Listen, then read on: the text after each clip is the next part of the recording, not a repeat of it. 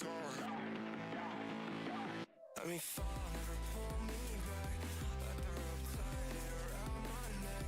Kiss me goodbye, last cigarette. Surfing for tongue, it's piercing red. Could have had it all, I feel alone.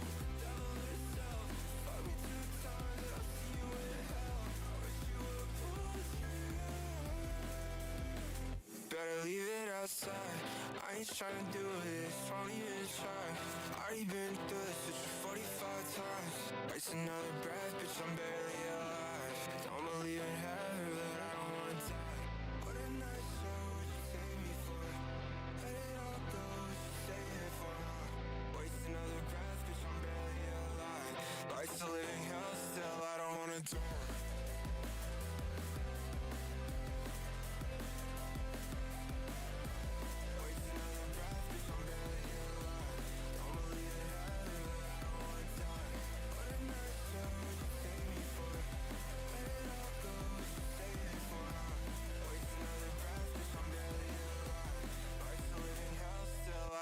Die. New York City. New York City. New York City. New York City. Uptown New York City where you can spot these. Uptown New York City where you can spot these. Uptown New York City where you can spot these. Uptown New York City. Look, we in love with the invention. We don't love the inventor. On a quiet block, they puff the loud. It be smelling like it's Denver, and they hit you with the fake smile. I ain't talking dentures. Starbucks on the corner, pushing bucks for that renter. Dipping in all black like I'm Venom. Keep it G, I'm not a star, but I'm raw like this denim. Them dope boys push the big body Jerome Bettis. I got Santa Ria hexes from my exes, but I'm protected. You heard that man got shot for his necklace? That's a 187 up on 187. You know that uptown lifestyle reckless when they eating mango and fried cheese for your breakfast. Baby, how you gon' complete your life checklist? Spending every night watching Netflix. Time is so precious, gotta invest it where you spend it. If we prisoners to comfort, we judge our own sentence. I be uptown. New York City where you can spot these. Uptown New York City where you can spot these. Uptown New York City where you can spot these. Yeah. Uptown New York City. Look, alright, I wake up in that morning, get in that cafe con leche. Don't y'all hold that azúcar, my stomach been showing lately. Plus the crossover crazy, don't get caught out of sleeping. That's why they call me Allen Irishman. When I ball at Cabrini, I'm throwing swishes. This right here, that new school vintage. I've been spending money trying not to spend about these minutes. And I ain't What's up? man, look at what my gift is. Some push the How's it going? Happy Monday. Happy Monday. I feel like it's been forever since we were streaming. A few days off. That's all it takes. All the travel. Match was fun. Match was fun. First time going. Everybody's there. So that was good. Always great seeing all the Freight X people and everything. A lot of cool trucks. Just a good casual crowd at Matt's. Just a good time. Had a lot of fun. Next thing is TIA, which is next week. So traveling again next week. Won't be streaming on Wednesday and Friday, but might do something live from the show. We'll see. We'll see. But today, we are going to look at Anthropic has a new article they came out with about thinking, kind of expanding on the Golden Gate Bridge Claude that they built. So I think we'll take a look at that. I think there's some interesting things in there some people maybe missed. Because it is actually... There were some good insights, some stuff that they expected to go differently. I was the same. I was surprised by. So I think we'll skim through that. And then working more on accounting. Shipment accounting stuff today. The release is this month. So it's coming up fast. It's coming up really fast. So we're going to have the release for LoadPartner TMS in April, which will be... Basically, we'll probably market version 1, I think.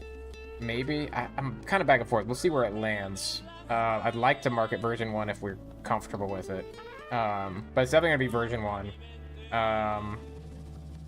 The bare bones, you know. If you're trying to run freight and you're in Excel, this is going to be an upgrade for you. So And then we'll launch our hosted solution too this month. So you'll be able to go in, sign up, and like use the TMS on the web, just with an account.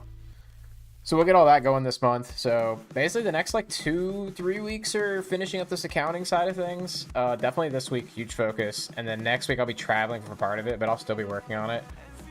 And then that following week, hopefully we'll be cleaning up the last of the accounting stuff. And that'll put us at like mid-April. Let's see. So yeah, that'll put us in like, yeah, kind of like mid-late April, honestly. Then the 2 weeks after that, just focusing on cleanup, getting the thing, get it out there, polish bugs. Probably launch that last week of April, most likely, based on the current timeline. So, and then you know, see kind of where it takes us. Obviously, we've got a lot of things on the roadmap for post first version V1, whatever we end up calling it. I'm just gonna depend on early users, early partners, what they want to see first. It's kind of what we're gonna go with. So. Obviously, you know, we got like the plugin system hasn't been introduced yet. The whole asset-based side of it hasn't really been introduced yet. There's a lot of stuff, a lot of directions we can go.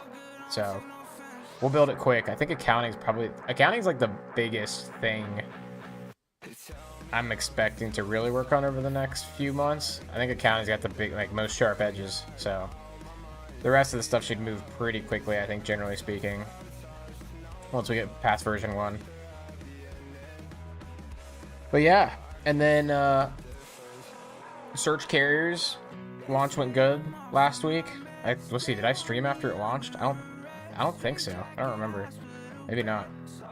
But it went good. I had hundreds of people used it last week, which was really cool. I mean, I thought people would find it useful, right? That's why I built it. But the support and people, you know, pulling me aside at Matt's and asking about it and everything was really cool to see. It was really fun, honestly. People asking which direction we're taking it. Are we gonna go? This is the coming soon. Are we gonna add vetting tools and fraud stuff or sourcing or? So, working on the next update for that. I don't know the timeline on it. It might be as early as next week. It just depends on how things kind of line up as far as how much time I get. If I can get the next release out next week, I will, but I'm not going to rush it. I want to make sure that the next release we do, it's not, I don't want to like dilute the releases to where it's like there's too many and they don't matter. So I want to make sure the release has enough guts to like be a standalone release. So things I'm looking at for the next release are API access. So getting the API out there. I think I had 5 people. I think we're at 6. I think we're at 6 people now asking me about getting into the API. So I'm going to be working on getting that put together so that the API is there. Working with those first few people to make sure it's serving what they need. Figuring out pricing for that. So I don't have to keep paying for the server bills on this thing, especially as it scales up. It's a lot of data to query, so it's kind of expensive. So try to make some money back, at least break even on this thing. And then, so that's one of the first focuses, getting the API kind of put together. And then also introducing, I think we're going to add a pro tier to like the user accounts.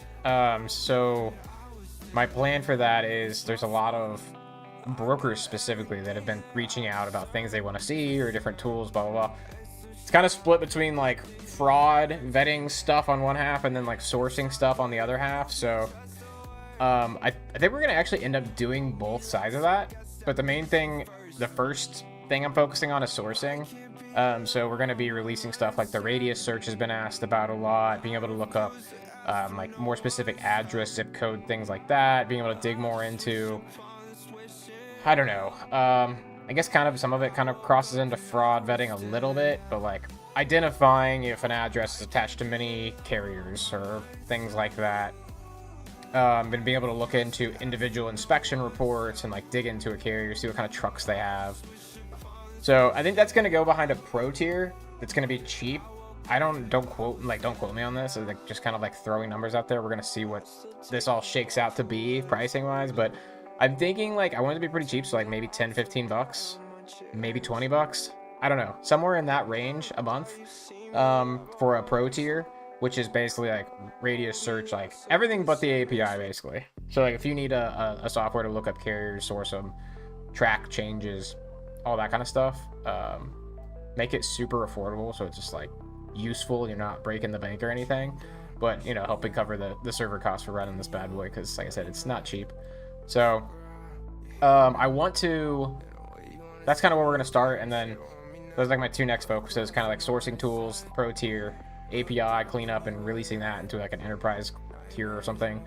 And then I want to get into vetting and fraud stuff more long term with it, but I want to be intelligent about it. Like I'm really don't want to release a carrier 411 copy, or you know, do the whole freight guard thing. Like that's not, I understand why people want to, like, I've gotten feedback where people have said, hey, I want to be able to submit a freight guard. Cool, get it. You know, a lot of the tools today have that, but realistically, I want to be intelligent about it. I don't want it to just be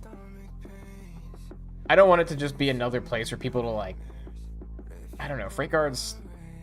There's a better way. Like, there's a better way. And so if we get into the fraud vetting world, we're gonna do something different. I don't know what that ends up being. If it's more of like an Uber approach or something where it's like you can rate people or something like that back and forth. But like, I also don't want it to be a place where you just go into the comments and it's like 30 people that have been arguing over the course of weeks or something, you know? So I don't know. All that's to say, that's kind of like step 3 probably. First is like API, second's like sourcing tooling, third is like getting into more of the fraud vetting tool stuff. I think also the other thing I forgot to mention is I think I'm going to have some, like, I think we're going to build a rules system into it so that if you're on the pro tier, you can define your own carrier vetting rules of, like, you know, green, yellow, red or something.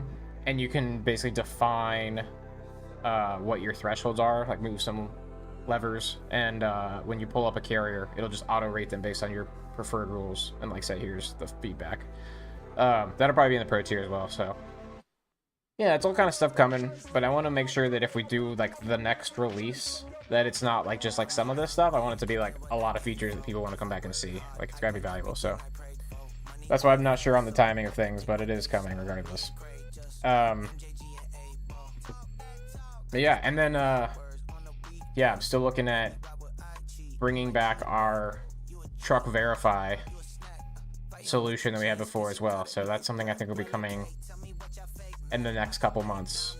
We'll get back to having the photo analysis system back out there. I think we'll release it with like a pay tier or something. I'm not sure yet. But again, kind of focusing on smaller brokers. You need to get like a carrier to send a picture and you want to validate it. Make sure it's not Photoshop. Make sure it's legitimate. Get a location. Quick, easy solution for that, where it's not $100+ a month or anything. It's something you can just use on the side if you need it. So I don't know, all that stuff's coming. Plus we got obviously the flagship of LoadPartner TMS coming out next month. Yeah, I think I put release month in the like go live, but it's really next month. Technically it's tomorrow, but in April it's coming out. It's gonna be awesome. Super pumped. Today though, let me pull up this Claude report because I think it was pretty interesting. So I just want to skim it. We don't spend a lot of time on it, but let me pull this thing up. 1 second here.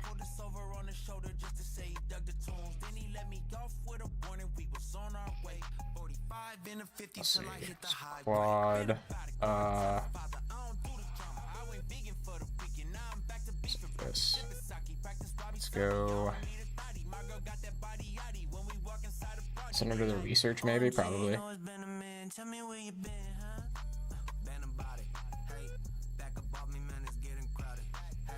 There we go. All right. Oh, they actually have a video. I didn't even realize that.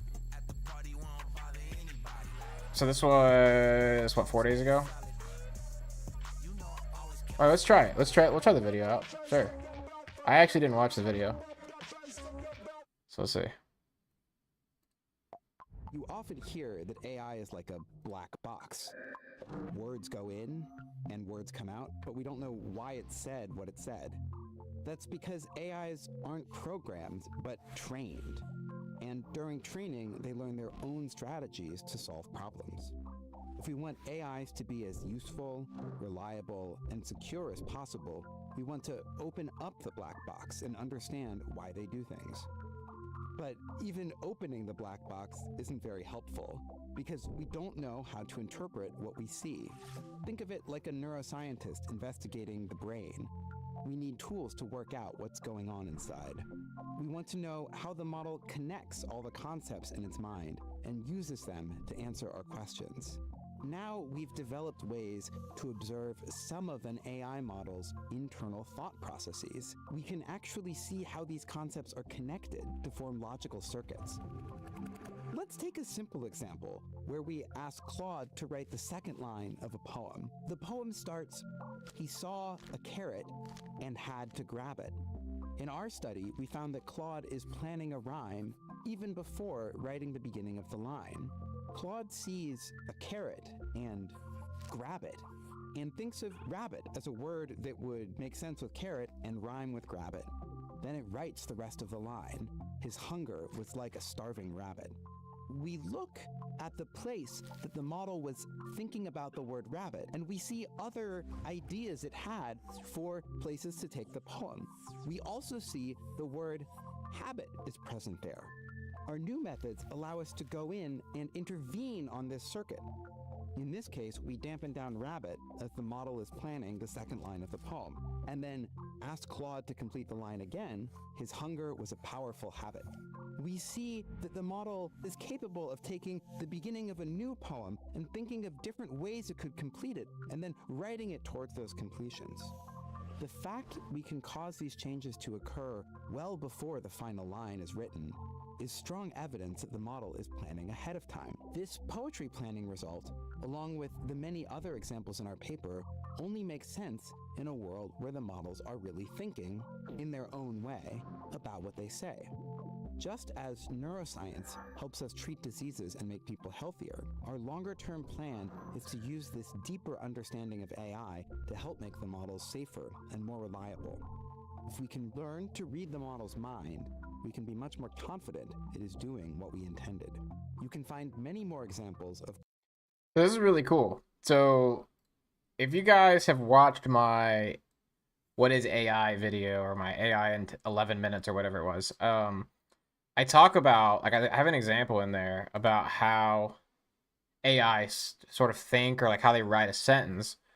And I talk about in there that it's basically just trying to guess what the next word is in a sentence, essentially. And that is how they work, right? And like that's kind of what Anthropic's talking about here. What's interesting, though, is that they can actually trace like the neurons in the large language model, right? And like in the neural network that's like behind all of it, and see like themes of things that it passes through or is nearby as it's generating the next word. And so essentially, you know what? Actually, hold on. I think this is kind of like, maybe we can like draw this out. I'm not sure. But basically, I might be helpful. Maybe I'll put this in a video, like standalone. But because they can track that, they can see it's not thinking in the way that it's thinking like, huh, like what rhymes with rabbit, or, you know, carrot or grab it or all that. It's just that the like path that it takes is essentially near where other things are in there. So it's like passing through, like rabbit on the way down to like grab it. And so like it already is like thinking about the word rabbit before it's actually written the sentence. Did you watch Carpenter's 3-hour video explaining LMs? No, I did not. I know a lot of people talked about that. That was like a year or something ago, right? Let's see. LM explained. Yeah, this one. Everyone. No, I did not watch this. Does he go over this a little bit? And like how it's like thinking, like in this way? One of the things that Anthropic talks about is that they actually didn't expect this to happen. And they found this, they talk about in this article that they actually didn't think this is how it worked. And that the words were basically generating one after another. And they were surprised to find that that's not what happened. He does. Yeah, he explains everything. Does he talk about how like it's thinking ahead like this? I mean, like there is some think ahead because of transformer architecture, right? Like that was like the whole thing with like enabling GPT to do what it does. But I don't think it's more of thinking ahead. He talks about it and how the weights can change it. I'll have to watch it then. Apparently the Anthropic guys didn't either because they didn't know this was going to happen either. Hold on. See, look. And they're talking about in this case study, we set out to show that the model was not planning ahead and instead found that it did. Because model weights can change the result for sure. Like them changing like rabbit to habit isn't that big a deal, right? Like they did that with the Golden Gate Bridge, right? Everything's just got weights and it's all like super abstracted, like what is a word, right? What'll be cool is when we understand how that weight specifically corresponds to a like another topic so that we can like direct it better. What I was surprised about though was that essentially the AIs sort of think it's hard to even call it thinking. It's maybe not even really thinking. It's like they follow a path that is a thought, but they're not like going out of their way to think about something.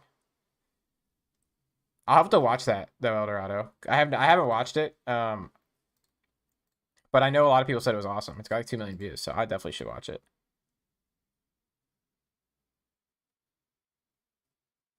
Oh yeah, and they talk about too that one of the other things was that the model, this actually isn't as surprising to me, to be honest, but they were talking about that it kind of like has its own language a bit behind the scenes where like, but I mean that's not really surprising because right, like when you think about when we get embeddings, right, like an LLM kind of works with like embeddings and everything, right? It's like these like topics that are like abstracted to number values essentially, right, or vectors, and that's how we like correlate things. That's kind of like its own language, so to speak. So it didn't really surprise me to find out that it kind of has like thoughts that cross language necessarily. Like that doesn't surprise me that much. Yeah, see, like I can learn something in one language, then apply that to another language. I mean, that makes sense to me that it would be able to do that.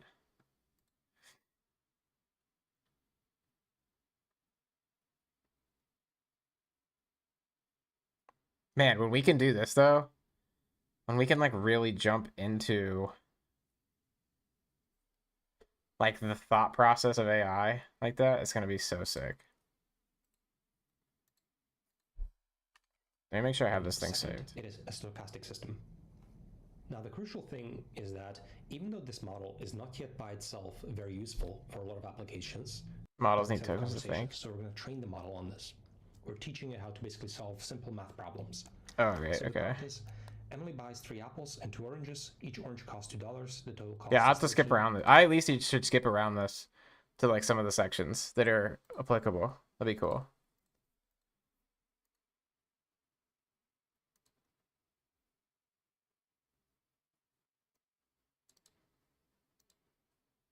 But anyway, that was like the big thing I wanted to talk about out of this article, because I thought it was interesting.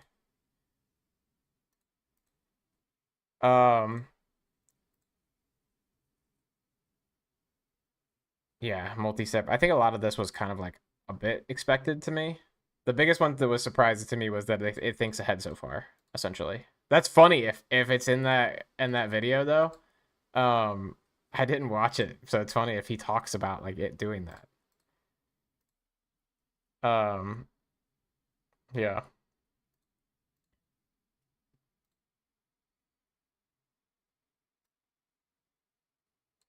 Did you read Eldorado? Did you read this article when it came out?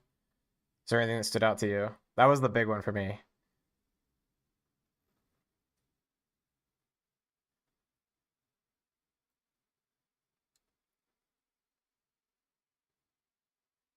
Completely missed this article. It's kind of a long one, to be fair. But yeah.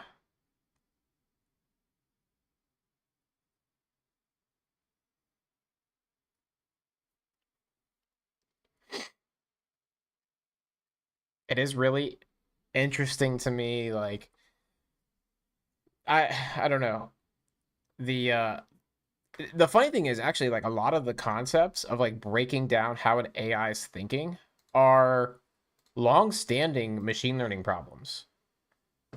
Like, I mean, neural networks have just always had this problem. This isn't like an LLM specific. Why does it think that way? We don't know. That's just a neural network thing. Like when I've built ML models in the past, like I built this one um, a long time ago now. I'm getting old. But I built like this high risk loads algorithm for Integrity Express back in the day. And right, it would take all of our load data, and it was based on like the 10 plus years of them running freight, and it would like see if loads ended up in a claim or not. And then basically what we could do is every morning we would run this model that we trained against all the loads that were basically either on the road or picking up today, I think is what it was. And it would identify loads that it said the model predicted a claim on it. Like the model's predicting like a high percent chance of this being a claim. And one of the things that we got back feedback a lot was like, can you tell us why?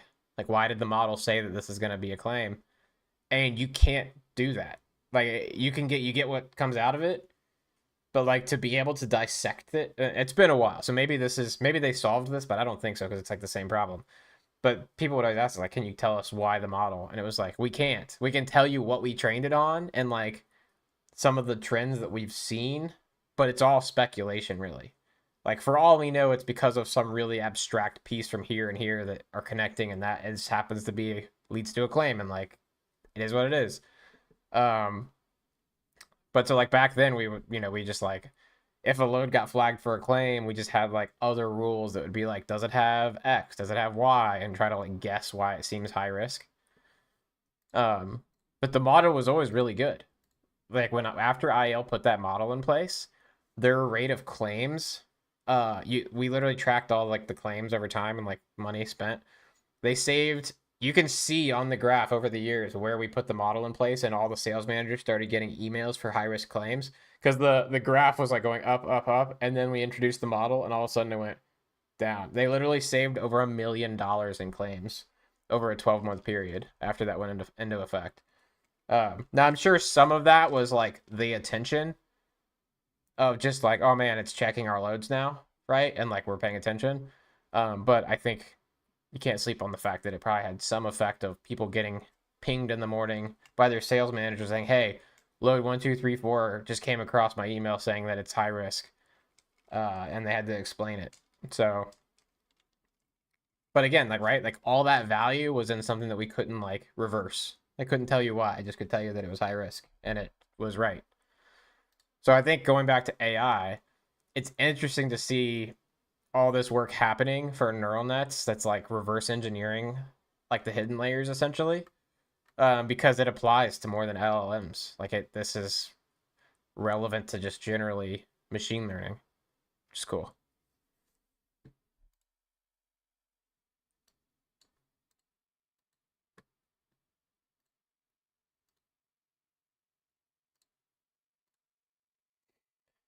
Maybe we'll build something like that for LoadPartner TMS in the future. It'd be kind of cool. That was a fun project. You really need a lot of data though to do that.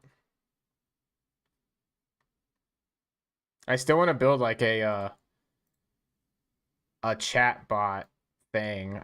I hesitate to call it like an AI assistant. It's really more like a chat interface that's like for brokers. That's specifically around like best practices for running freight. I think after search carriers, after truck verify, like that's gonna be the next like side project I think I'll do. Like the next small product release. Because I've got tons of data on best practices and everything. It'd be useful for new brokers.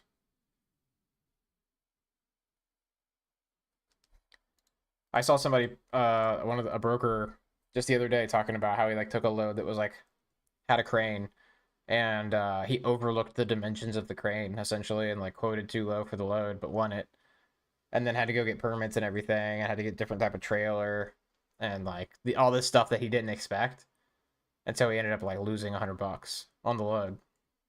It's like those are the perfect cases of like if you had just like an AI assistant that like it doesn't have to be super smart. It doesn't have to be like a 30-year broker. Like, it just has to know, like, hey, when you're moving cranes, like, if you ask Gemini, hey, what do I need to know about moving cranes? It'll tell you, like, probably permits. Like, they're generally oversized, right? Like, a lot of this is, like, not crazy deep knowledge.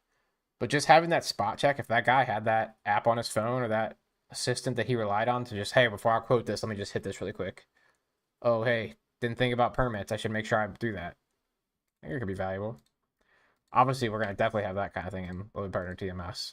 But no reason that we can't launch that standalone before. All right, I mean, I guess actually, I mean, we're launching this week. We'll launch it and plug it right in, right? Or this month, I mean. Anyway, on a tangent today. I'm pumped about search carriers. A lot of people asking about integration, so that thing's going to get plugged in, I think, soon to a couple places. And I want to release that pro tier and like better searching and stuff for people. I think people are going to like it. Yeah, that's just a lack of knowledge on the broker. The AI can fill the gaps. Exactly. Well, that's the thing, right? Like, I've said this, I'm a broken record, but like the future to me is more brokers, not less. When you have more brokers, like the reason that's going to happen is because of tech like LoadPartner that's cheaper, more affordable, more accessible, that raises the bar on like, or I guess depending on how you look at it, lowers the bar, but like makes it so that if you are a new broker, you don't make those mistakes, right? I have a few training manuals from large brokerages you can just upload in the context. Yeah, perfect. Exactly. Stuff like that. And like, I mean, or even who knows, maybe we'll team up with one of these, like we'll do all that, and then maybe we'll see about teaming up with, there's how many broker sales companies are there? Too many to count. They're as bad as AI voice companies. But, you know, find one that we like that's tech forward.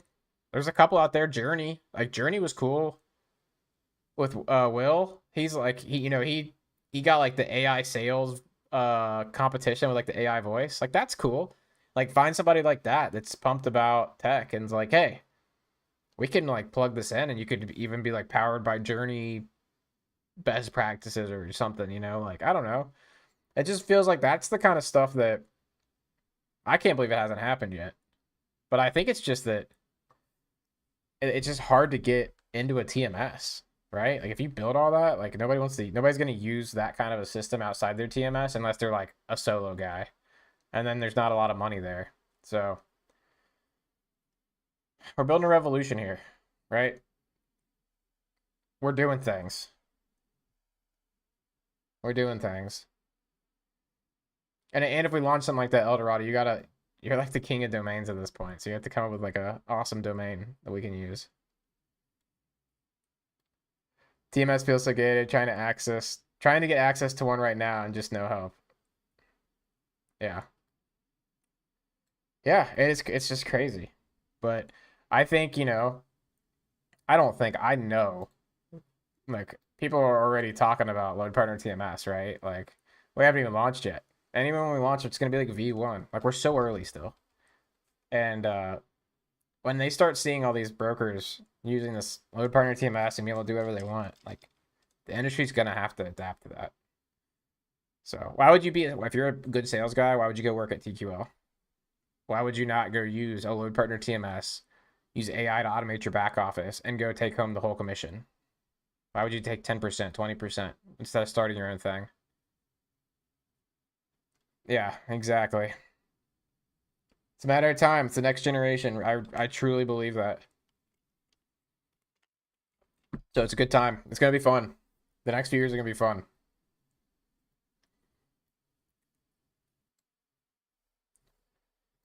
Well, yeah, so today I wanted to review that article because I thought it was interesting to watch that video. Otherwise, I want to check. We had an issue with with the DigitalOcean deploy the other day. I'm gonna see if this fixed it. Nick, we'll merge this. Let's give this thing a try. See if we fixed our DigitalOcean deploy problems. One sec. Let me jump over here. We'll get it launching and then we'll just give it a few. It takes a few minutes to spin up, so.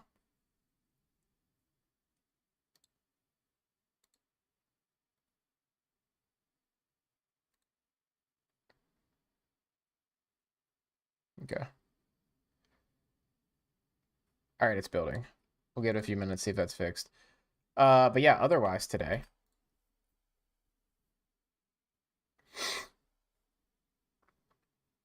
This is like the main focus this week, so shipment level stuff. Add setting. Wait, what's new? Agent, chat, and composer all in one.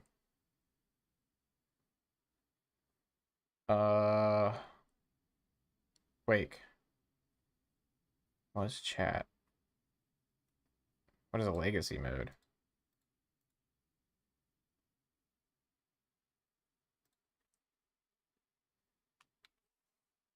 Oh, that's not working. There it goes. We never used manual. I think that's good. Okay. Multi-chat support, custom modes. Okay.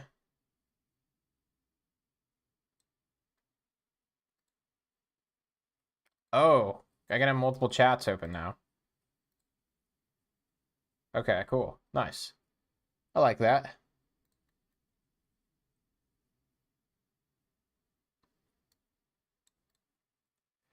Let's see where we're at. I know we had made pretty good progress on the accounting stuff on shipments. Let's take a look. I think we were pretty close to text.com password. Oh, that's the other thing this week. I want to get a basic dashboard going because at TIA next week I'm going to be walking around and showing this to anyone that wants to see it. So I need to get a little dashboard going on here. Maybe make a little pass at mobile. I know like this is kind of annoying. So we can do better than that for sure. Let's see here. Financials. It looks all right. I know I was a little unsure last time, right? Documents. This page looks so much better since we tweaked it. Hold on. How's it look on mobile? Yeah, looks way better. Looks way better.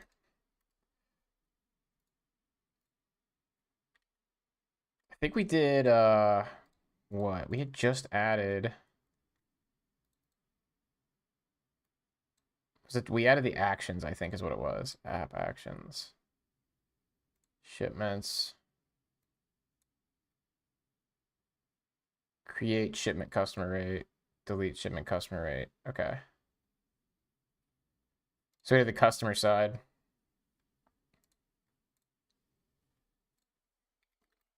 Let's take a look. Yeah. Cool. Oh, you know what? I left a note for myself, I think. Carrier rates, customer rates. Front-end modals for add and edit.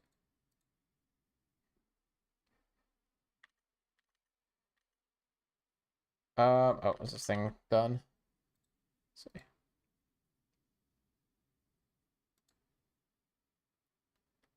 No, not quite yet. My dashboard gets a lot of positive feedback on my financial row cards.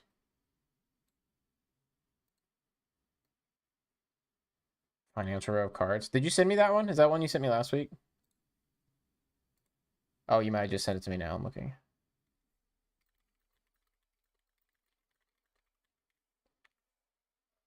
Okay. Oh, nice. Yeah, that makes sense. Actually, that's yeah, that totally makes sense. Nice.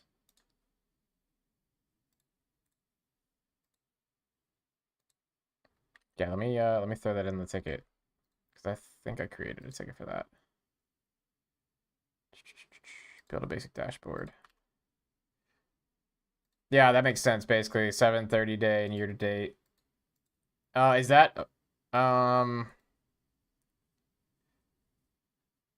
just booked and on, or is that open?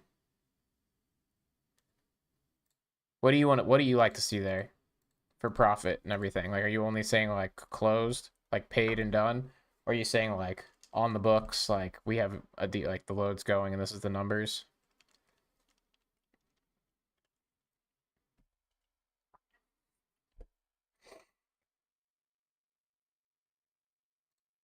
Send the full dash. Oh, cool. Oh, sweet. Thanks. Nice. Invoices, recent loads. Oh yeah, dude, this is a solid dashboard actually. All booked, open, anything entered. Okay, cool.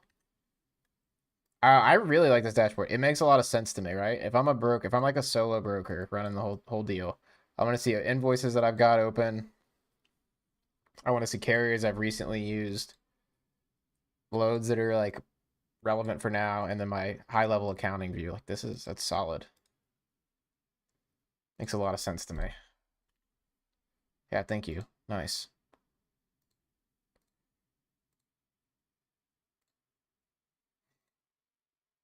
Yeah, we can totally do this. Totally.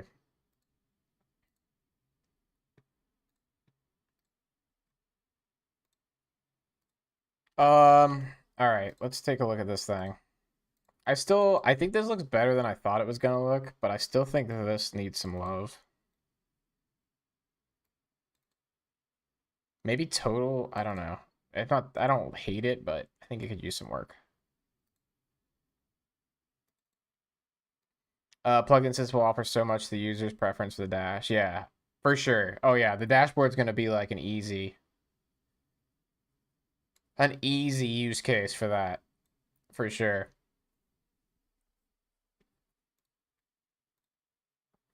I really would like to have more like configurable dashboards long term, but you know, day at a time, day at a time.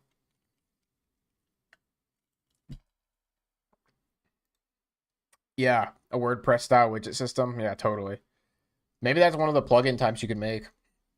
Is like a widget, like a dashboard widget plugin, and then you can just add it to the list. So when you're on your dashboard customization page, you can just like see your installed widgets plus the defaults, and you can move them around and whatever. That should be that'd be super doable.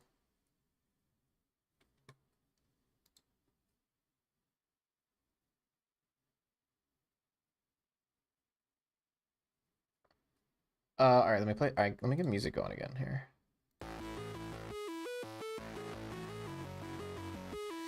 So today, I know it's kind of late, so this might be kind of a shorter stream. I got started super late today, but I want to let's lock in, and let's get. I think we can get edit, delete, add, customer and carrier done today. I think that's doable. Let's see what we can get. Oh, let me see if this is done really quick.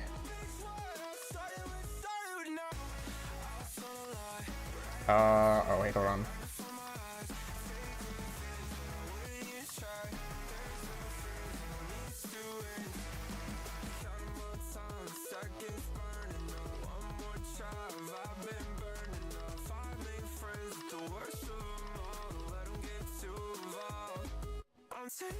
See if this works.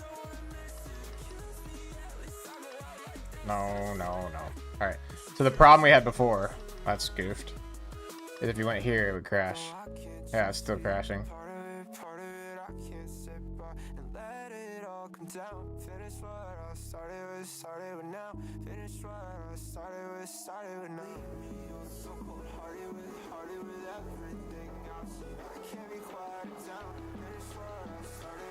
I don't know why this is happening. There's no errors at all in DigitalOcean. It's like a DigitalOcean problem. I'm not sure what's going on. Like if I spin this up on like my own droplet or something, it's fine. It's like the app platform's having a problem, and it's only like some pages work, like accounting or account. I mean, yeah, this page works. It's like anything with a data table is not really working. Let me see. What if I go to a shipment? No. Not sure.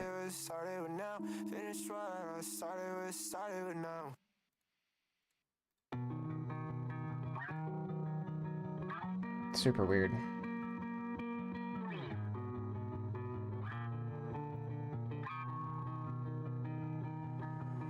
We'll try again later. It's not a big deal. Like I said, worst case, I'll just spin that up on an instance for now, just to walk around and show it. It's something specific to DigitalOcean, I'm pretty sure. So, like the app platform specifically. It's alright. It's all good. We'll get it fixed. Alright. So we've got create, delete. Do we have update? Update, shipment customer rate. We do. But we did not create any front-end stuff. So I think we'll do, what, a pencil icon for edit? Then we bring it to a modal, probably. And then probably just like a plus. Alright. See, we did shipment financial details. That's what it was.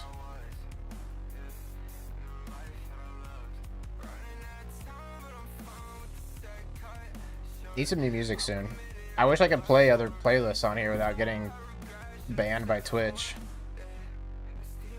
But such is life.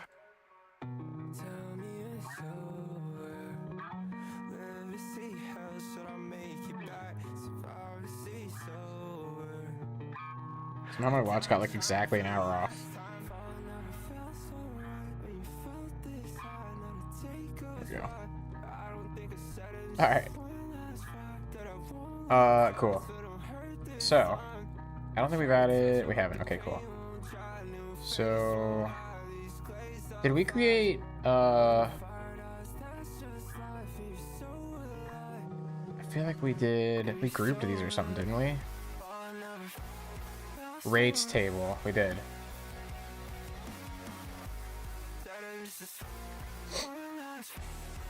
Okay. So we've got our rates table, which is this. So I think we just want to plug this in here. Let me think. Carrier.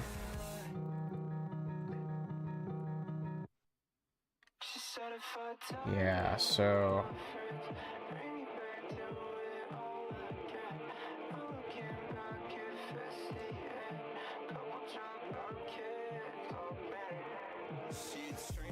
Just reacquainting with what we did in here. It's so similar. It does seem like we could do it the same. Maybe we can do an on edit button and like on create and then pull them out of the rates table themselves.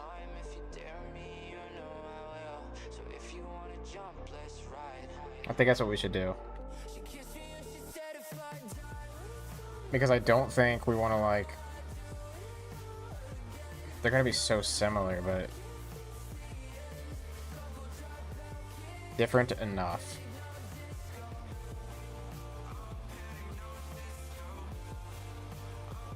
Shall we AI it up today?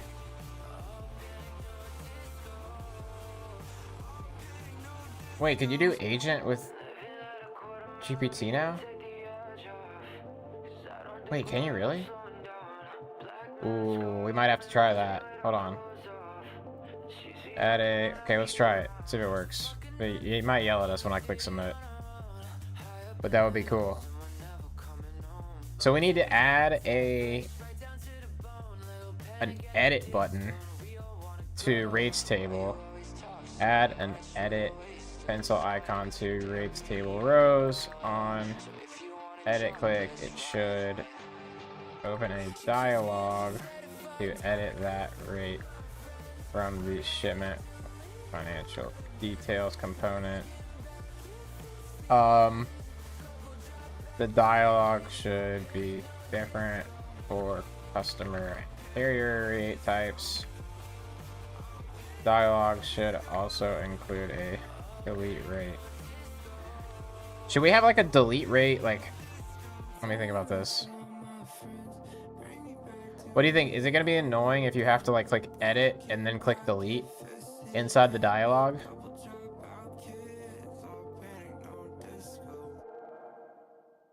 It's probably fine.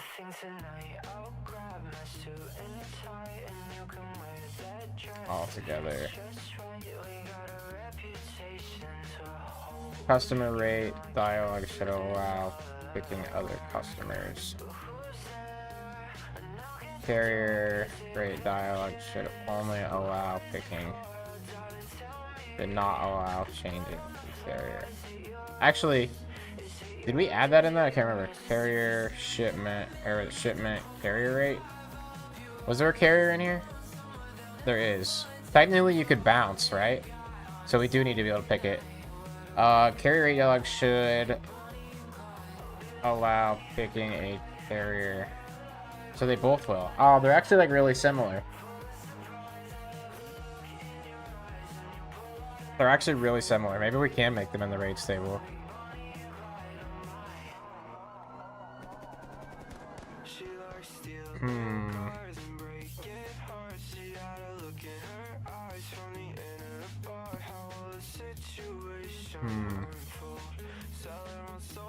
Wait, why did we do this? There's some stuff in here that's a little goofy. Like customer, like, okay, wait, rate. Oh, I see. Okay. Yeah, that's fair. I think we could actually put it in here because basically they should be the same. Pick a carrier, pick a customer, pick a rate. Like a rate type, put in a quantity and an amount. That should be okay. Basically, if it's a customer,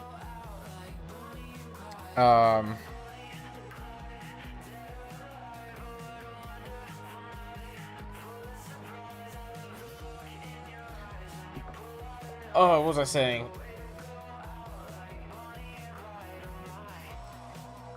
I don't know, I got derailed. Yeah, the URL will be different. What is it? Update shipment customer rate. Yeah, customer ID will be carrier ID.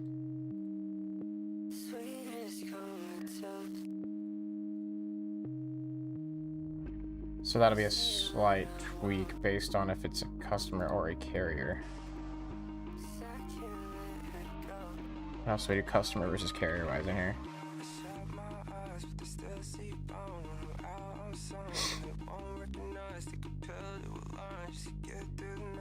Oh, it's so similar, it's just barely different.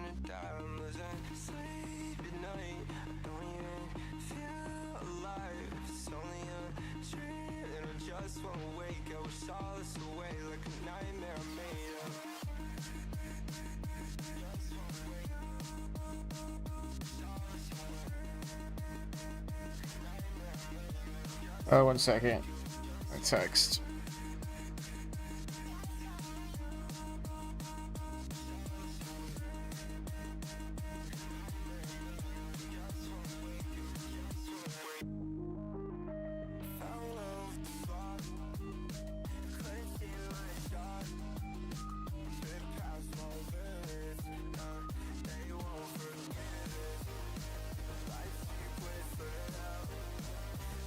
Alright. Whoa, didn't mean to do that. I've actually never been on this page. What is this? That's crazy.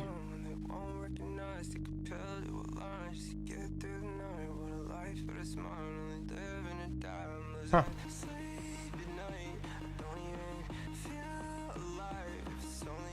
It's not a bad view, honestly. Alright, I'm distracted. I know. Alright, let's just go with, I think we'll put it in here. Maybe we'll put like,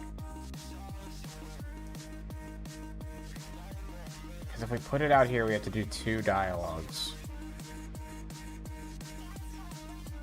I mean, I guess we could just do like an edit carrier rates or carrier rates dialogue. Let's try that.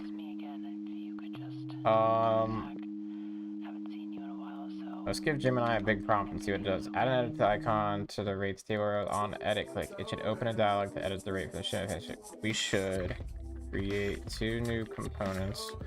One for customer rate dialog and one for carrier rate dialog.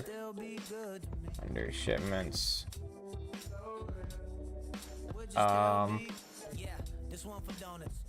We should pass an on edit function, which will pass the selected edit row to the dialog on open. When clicked from rate table, the dialogs should have a delete rate button to completely delete the rate. Alright, let's see what. Alright, I'm gonna be bummed if it doesn't let us do this. Let's try it. I think it's working. So Gemini has agent now? That's cool. See what it does.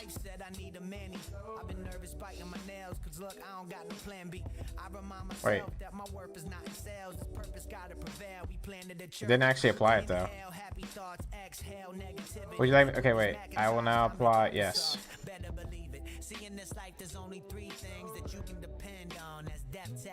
So it didn't actually apply it though. I gotta like manually apply it.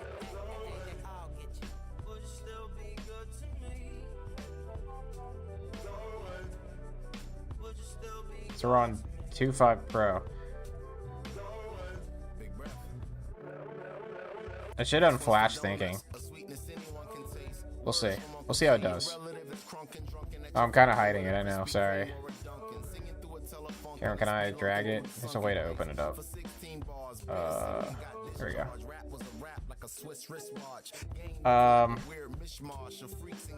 Wait, did it do another one?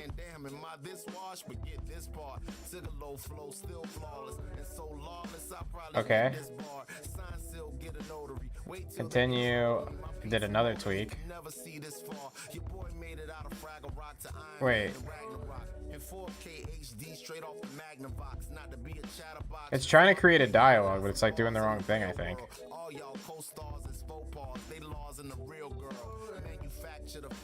It like doesn't quite work right. Because it's trying to look, it's trying to create carrier rate dialogue. Carrier rate dialogue. Oh, why did it? Oh, because I opened it like, yeah. All right. Carrier rate dialogue. Did it create another one? Customer rate dialogue? It did. That's weird that they like, it's like they didn't actually do anything to like add agent support to Gemini. They just said now it's agent and like just expect you to manually do it. It's a little goofy. Remember to import these. I will not create these. Okay. Created it. Continue.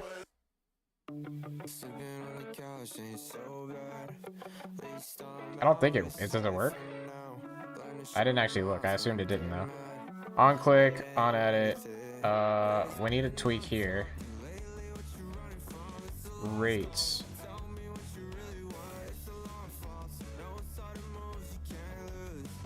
I don't think this is gonna work, but what's it even doing here?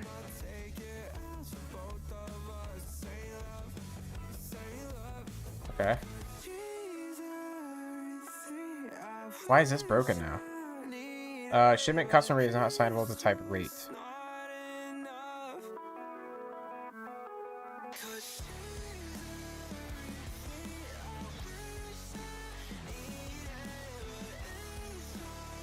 Was that already an issue? It might have been.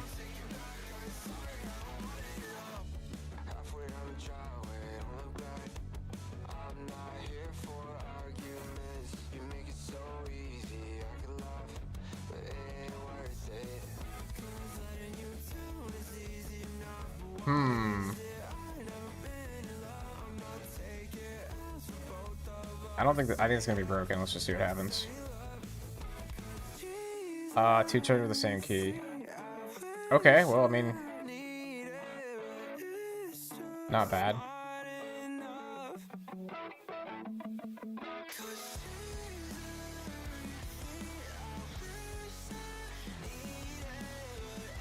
I think we want to move this to somewhere else. I don't know. We've been trying to do the whole dialogue pop-up thing, but this feels like an edit the box scenario. What do you think?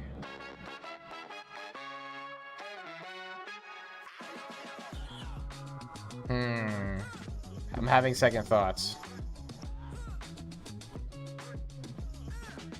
We do edit box like everywhere else, and then here it's individuals.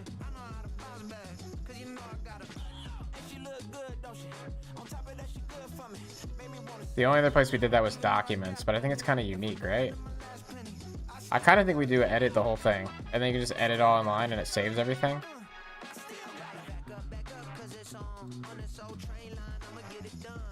And you can do like add. It adds a row. Yeah. Undo. I think what we do instead, get rid of these.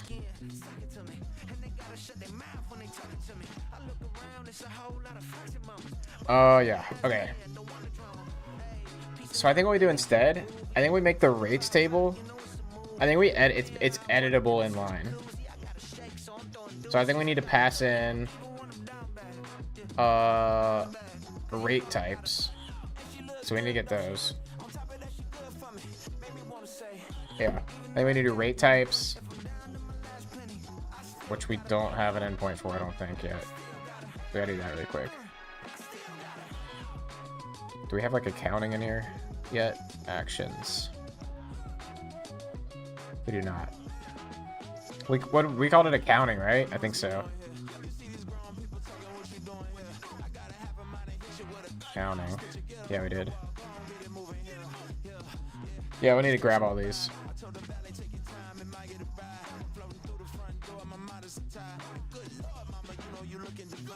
Alright. Cool. So let's just add a quick action for accounting. Yes. Right, yeah, okay. And let's just add get customer shipment rates. I'll go namespace app actions accounting class get customer shipment rates, use action. I mean, it's just going to return an array of. Oh wait, no, not this. We want it's like rate types. So we'll do shipment rate types. Yeah. It's a long name. This is gonna go customer ship, or wait, is it shipment customer?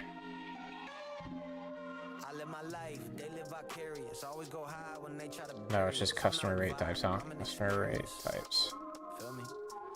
Okay.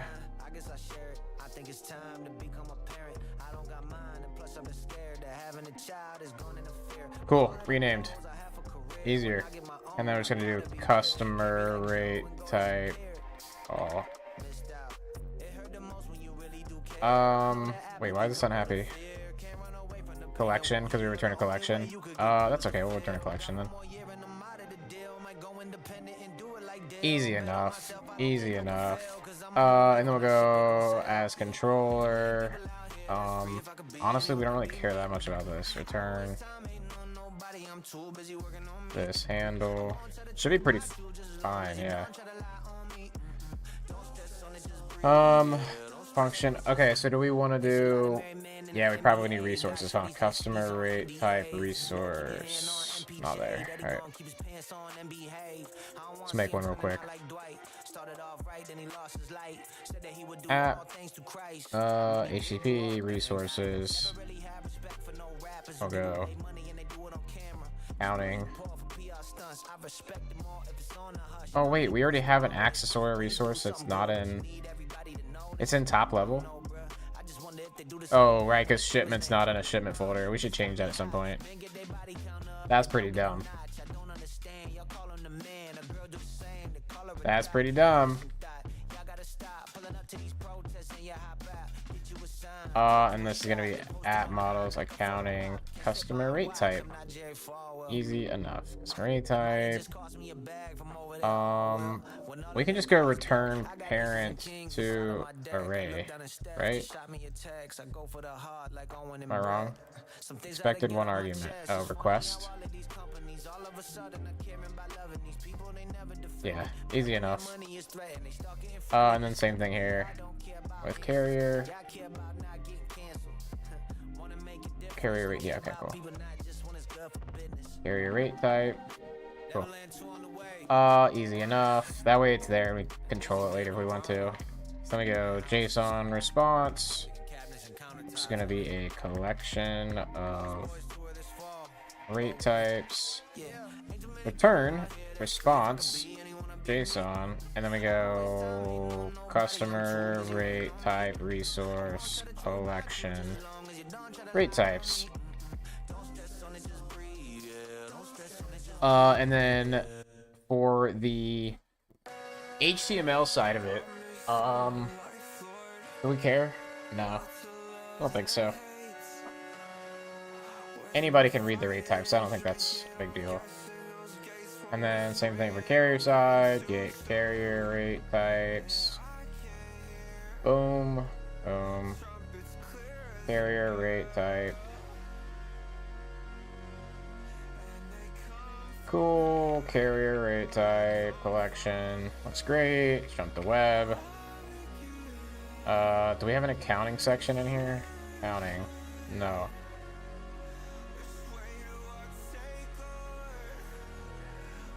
We were talking about renaming everything from accounting to financials, right? I guess I'll stick with the namespace for now. Could change it later. We're in off. Okay. We need to order all this too because it's a mess in here. Route prefix. Accounting. Group. Function. And then we'll go route get. I guess we'll say customer.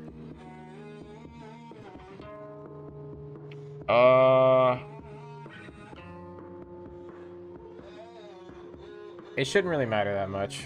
Rate types. And there's gonna be get customer rate types class.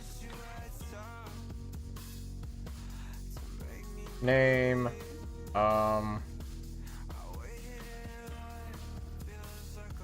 Customer rate. I guess it has to be like this. Customer rate types dot. It's dot index, right? Yeah. Try to follow some similar naming conventions here. Carrier, same deal. Once we get to the actual, once we get into the API, like this is all the website. Once we build the API set out, we'll definitely make sure these are cleaned up. I mean, they're not too bad. They're mostly pretty good, I think. Oh, there's just a couple that feel off. Like this one, these feel a little off. Accounting, customer rate types. This is not terrible. Anyway. So now, those should be good. That should be fine. So now...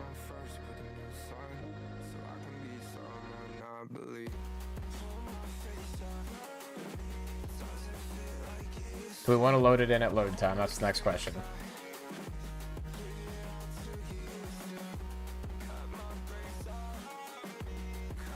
We have trailer types.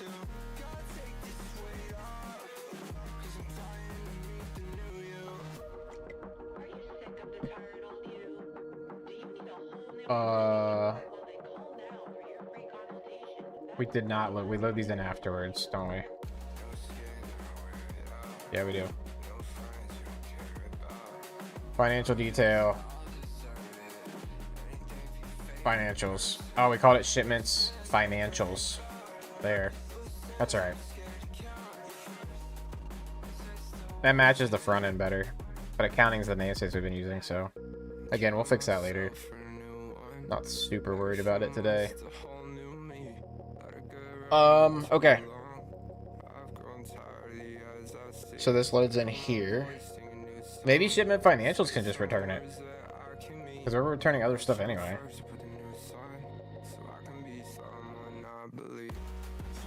Get shipment financials. Yeah, maybe we just load it in here. Customer rate types.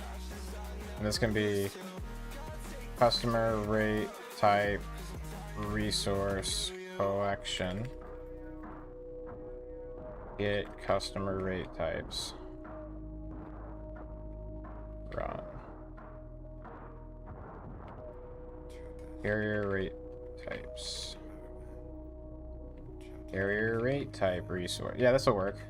Type resource collection. Get carrier rate types. And this is something we can obviously cache in the future. In the not so distant future. Although it should be pretty fast query wise for now. Honestly. So it should be fine. And if it's a problem, we'll cache it later.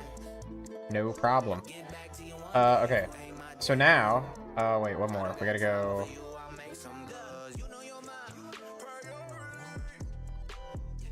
Shipment financials resource.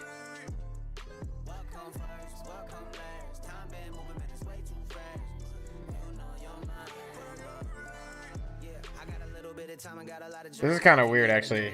I just passed over this, but we probably don't want to do this.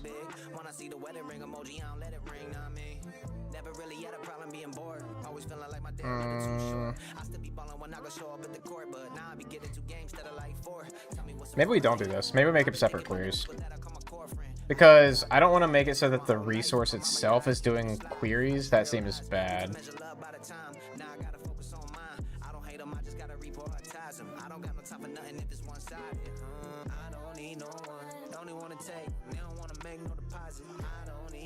Yeah. Finally learn how to chill. Take a break before I break my mental health. I know I'm no good to nobody else. If I don't know how to be good to myself, priorities. Like what come first and what come last. Alright. Alright, let's just make it separate queries. Be aight. It'll be aight. So we just want to do I think we just want to grab them here. Let me think, yeah. So I want to go use effect. Same kind of deal. Basically the same deal we did here. I'm just actually going to copy this whole thing. And this is going to be... Oh, we got two though, huh? See, this is where GraphQL would be so freaking nice. Speaking of, I need to add GraphQL to search carriers. Huh? But this would be so nice because basically, if we had GraphQL here, I could be like, give me shipment.financials and rates and all that stuff and just define it in the front end. And the back end would just give me exactly all the stuff I want to get. Instead, now I'm like stuck with the rigid REST endpoints and I have to like make 3 requests. That could be 1.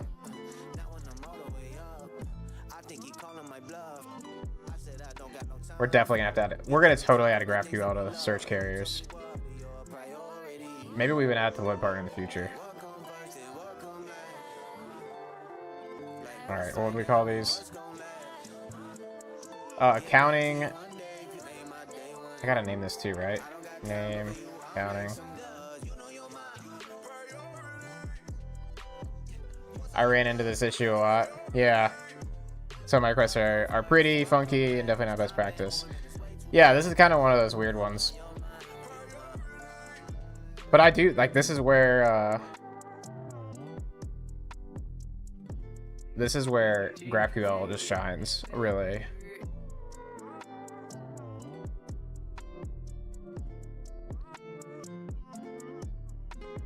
And I like his determination, and I like the fact that besides everything Man, yeah, that'd be nice. to do, It would be nice. always Anyway, we're just look, we're sprinting to V1. It's fine. We'll clean this stuff up. It's not that bad. We've got some standard. We got actions and stuff. We got a lot of good breakouts. So I think we'll be okay. totally stuff we can clean up later. It's the good, the things that matter are good, so that's what's good. But we got to get all this, so we need to go accounting dot customer rate types, right? We don't pass anything to it, so we don't need this. We'll do this. We'll go const customer rate types, set customer rate types. Use state. We don't have export interface customer rate type. Customer rate type resource ID, organization ID, and name. The organization ID, name. Same thing for carrier.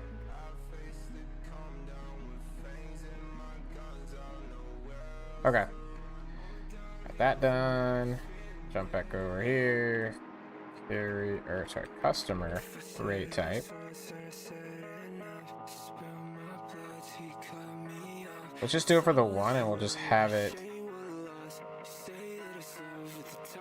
Honestly, we just need it to run once. Yeah. Customer rate types.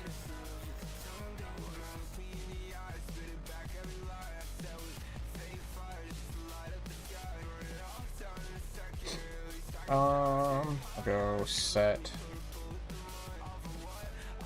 rate types. All right, let's see what this does.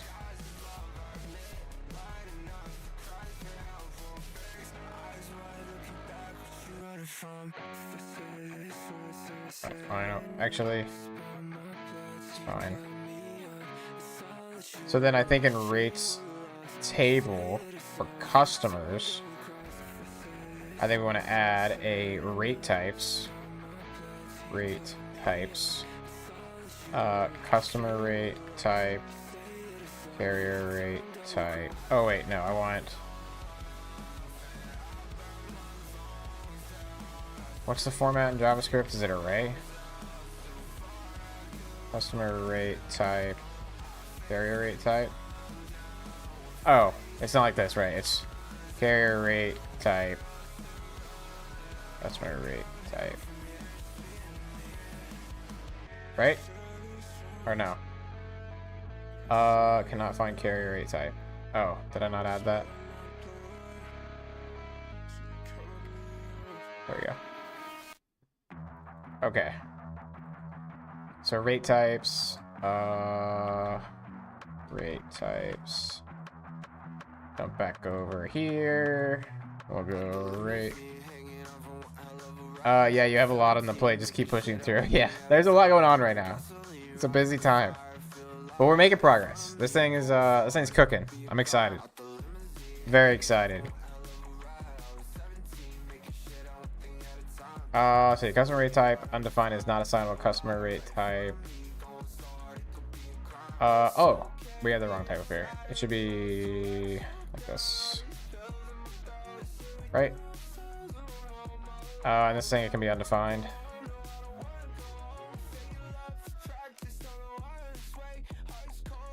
I guess we can just say empty array. That. Are you happy now? Okay, cool. And then we'll just go rate types equals like this for now. Yeah, and to be clear too, Eldorado, LoadPartner TMS is the focus. Like search carries, got stuff going on, it's cool, but like at the end of the day, getting this bad boy out, LoadPartner TMS, getting this into the hands of people, that's where the energy's going. All the other stuff is just funnels into LoadPartner TMS for real.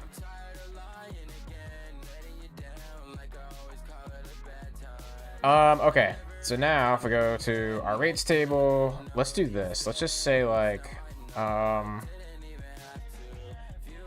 it should have a rate type. Let's just do console.log rate types and see if it works.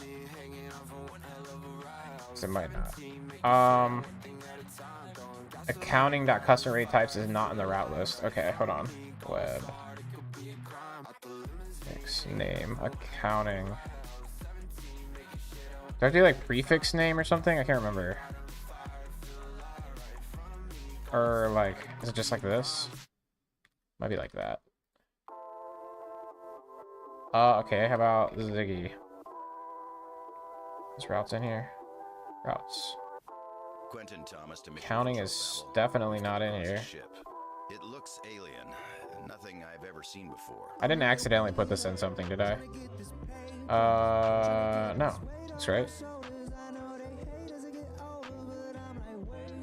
Prefix. I wonder if it has to do with...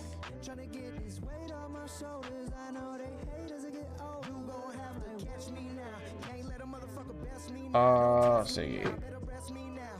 What's going on here? Is customer rate types in here? Customer rate types index. I thought there was a way to name... let me just ask. How do I make the name of these prefixed by accounting?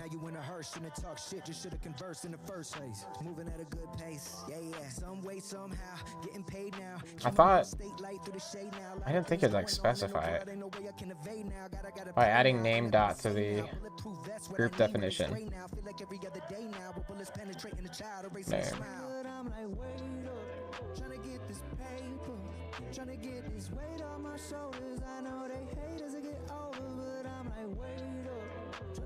That didn't work, but let me try doing like sale, artisan, optimize, clear. No? Is it still customer? Customer rate types, that index. What the heck? Oh, is it saying like add it to prefix? Oh. Like in here? Wait, where'd it go? So it's saying like here go, name. I thought the order wouldn't matter there, but...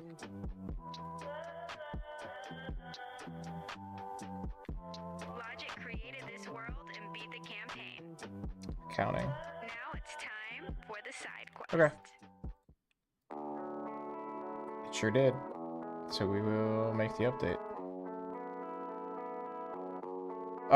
So it is dot index. That's what we needed. Alright. There we go. Okay, we got an error. Customer rate type resource was not found. Customer rate type resource. That's because the namespace is wrong. How about it now? It's still... Oh, the imports are probably all wrong now. Customer... Here we go.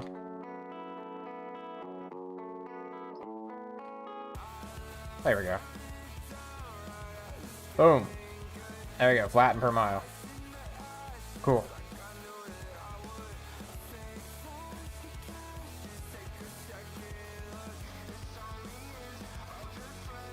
Cool, cool, cool, cool. All right. So now, I think what we should do is make these have little edits here.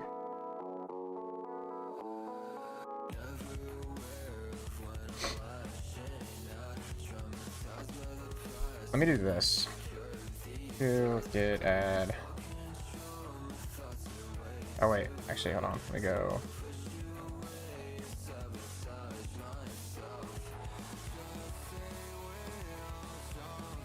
Rates table. There we go.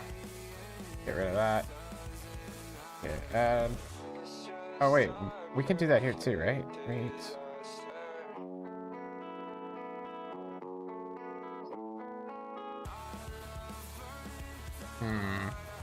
Yeah, why did we...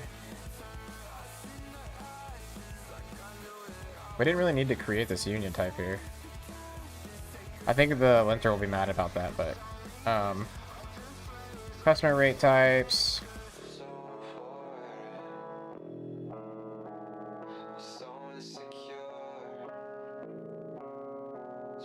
Okay.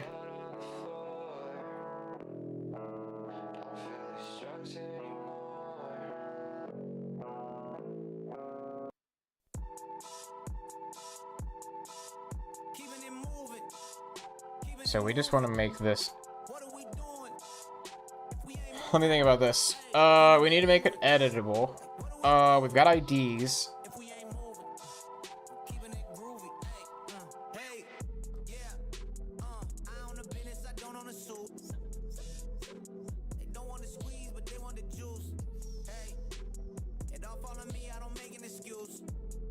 I think we need to make like a batch update endpoint to handle like all of them.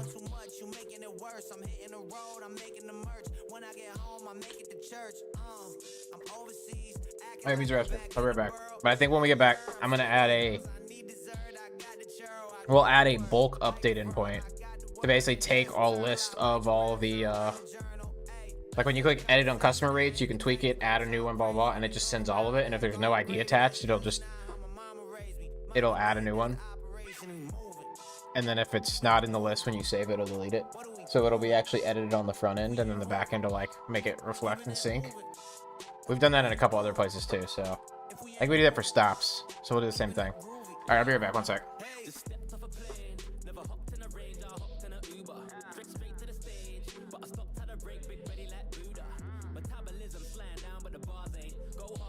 So blase, from the east to the west, no Kanye. Crowd went nuts when I stepped in a bar. Ayy, hype when I rhyme, no class. Ayy, time of my life got hard. Prayed, quick things change, got me a ride. Switch them lanes, no art. Ayy, I got scarred face, but I told my wife, go get your passport. Living life like it's last day. Tell her waste man, don't get the strap. Cause I got loaded bars and I'm busting back. New York to London, we running the map. 1, 2, 3, 4. Govy and Andy, we done off the track, we moving. Keeping it moving. What are we doing? If we ain't moving, hey, keeping it moving. Like, what are we doing? If we ain't moving, keeping it groovy. Hey, hey. There was always way too much. Pull it back at every touch. Living nightmares you used to love. Quiet voices that won't shut up. Take my eyes, leave me my ears. Better dead than when I can't hear. Second in silence feels like a year. No reply, I'm the only one here. I can't take the silence no more. So I go running out of this nowhere. Not quite what I thought I was gonna be. It's not over, so I'll just play patiently. A space where I can just be. I can go to sleep with the lights all off. Secrets that I Okay. keep on my type, no time here. I think what we'll do is when you add a new rate, maybe we don't mix it up. We've got our rates now. I'm just thinking, I think we should do the edit in line, but the problem we have with that is that if you need to add, if I click edit and these all turn into edit fields, I have to have a way to add like a new customer somehow. Like that gets a little goofy.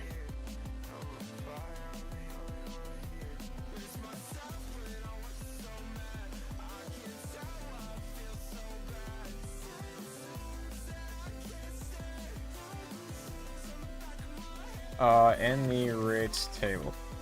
Anyway, to allow users. Let's go back to Claude. Mostly because I just don't want to like have to try to copy paste stuff in. It's a little tricky. In the rates table component, I want there to be a single edit pencil icon that turns the component into edit mode, allowing a user to add, edit, delete rates from the list. On save, stub out a post request with all of the current rates at once. So the thing is, the user also needs a way to an intuitive way to select a carrier customer rate they are editing or adding. There can be more than one, but at the moment they are grouped in review. Maybe in the quick edit, it ungroups them or something. Let's see what Claude has for us. We could make it so that basically, like, when you click edit, it removes the grouping and it's just like each row instead, and they're ordered together, so they're grouped still, but the customer actually shows up on each line just for the like edit view. Maybe that's what we'll do. I don't know if that'll be too jarring with the UI like shifting on an edit. It might be.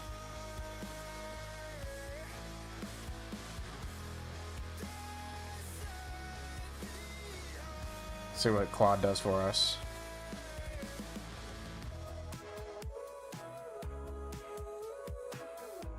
Do it again if you'd like to get away with it.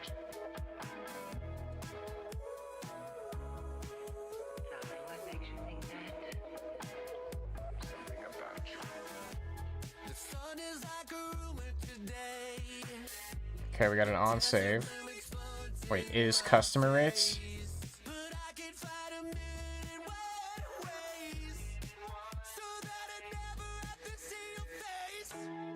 Basically, like, if it's customer rates, it's saving to customers, I'm guessing. Is that what it's saying?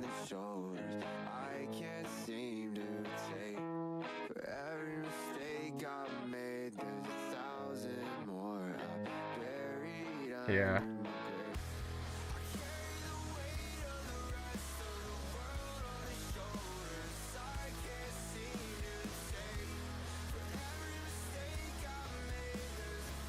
Just look like.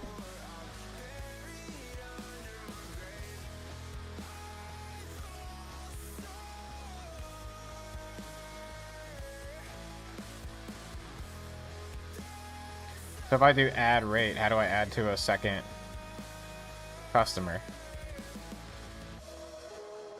I don't hate this.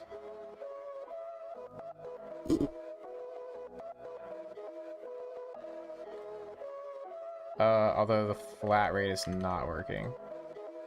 I wonder if the rates are not coming through with that. They might not be. Rate resource. Rate. No, it is. Customer rate type. ID. Oh, maybe because I didn't refresh. Sorry. No, weird.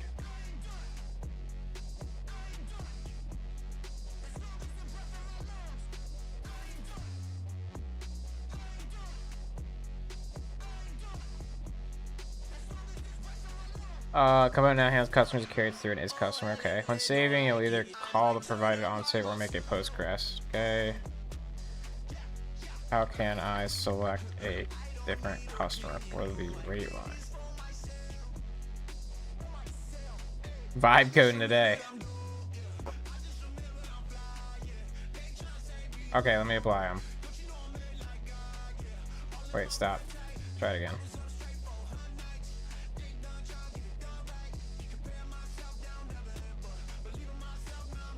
No.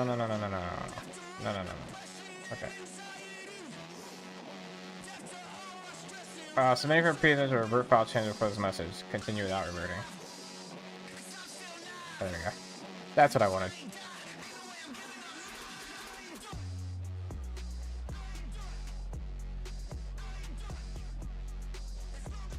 Cause see, like right now. Cause wait, customer. Oh, we don't pass it into here. Wait, we don't pass it into here? Wait, how is it grouping right now?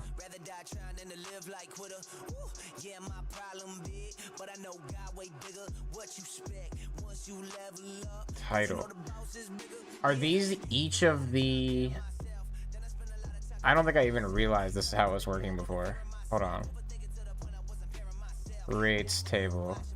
It's for each customer group, a rate table gets generated. So I guess we could just do this. And then we can just show it for each, show a 0.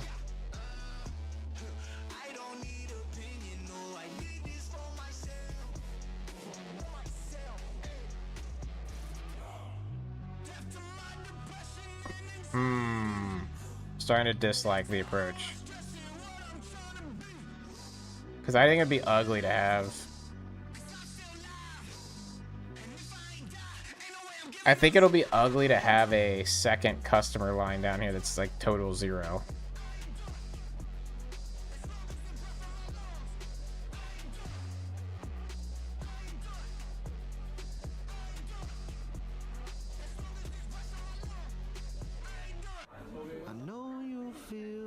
With carriers, we can just show... I guess we could just make it show on... Well, dang, that's kind of tough. I think we're gonna have to change all this again. I just don't like it. It just doesn't feel intuitive to me. Maybe we aren't gonna get this done today. I don't love it.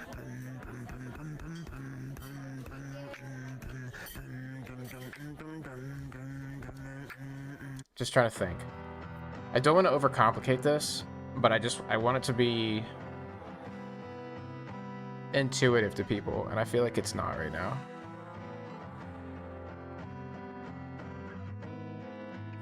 Like if I was looking at this page and I was like, I need to add a rate for industrial, I'd be like, what the heck, they're a customer. Where do I go? The alternative is adding a whole empty row here for like industrial total 0, which doesn't feel great either.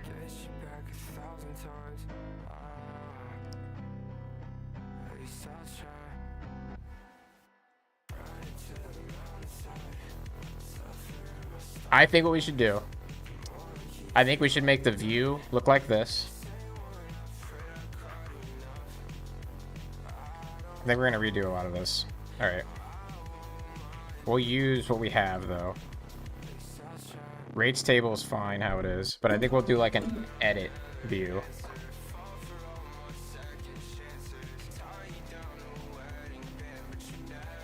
Yeah. We don't need rate types here. Get rid of all this. Checked. We do this. Just check out everything. Here right now. I think we get rid of this. We get rid of this. Let's pull it back out. That's fine. Like the rates table can stay how it is. That's okay. I think that's a good view. Like when I'm looking at this, like I think this is fine. But I think what we need to do is we need to say there's an edit right here. And when you click edit right here, it turns into like individual line items. It's like a whole other component that's just a list of all the rates.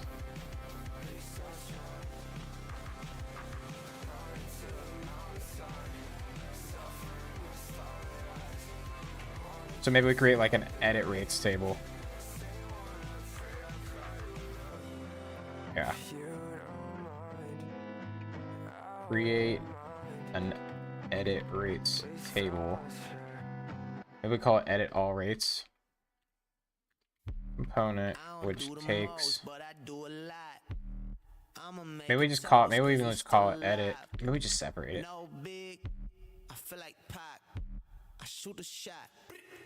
Which takes all shipment customer rates and displays them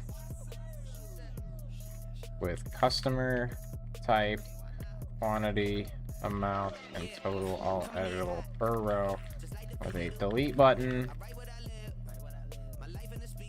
Users should be able to edit or add new rows as well.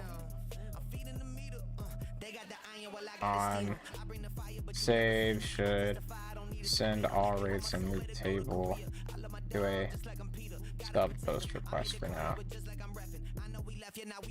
Plug this edit customer rates table into this guy. Maybe I just write this. Maybe I stop being lazy. Let me just write this one. We'll send it first. I might write it though. Might be quicker. into shipment financial details. There should only be one table in there, not one per customer. Let's see what it does. We'll go here. We'll see what it does. It might suck. I don't know. We'll find out in a second.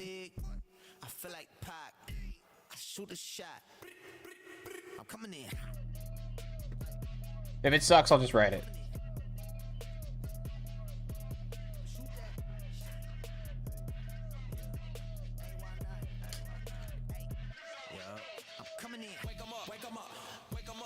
See, I'm still sleeping, so I had to shake them up. I kept it too real. I wasn't faking up. My real life was a headline. Your real life got a deadline. My timeline was a hashtag. All right, let's see what we get. Edit customer rates table. It added an edit. Why? We don't need this. All right, it's fine. Okay. I don't need. Okay.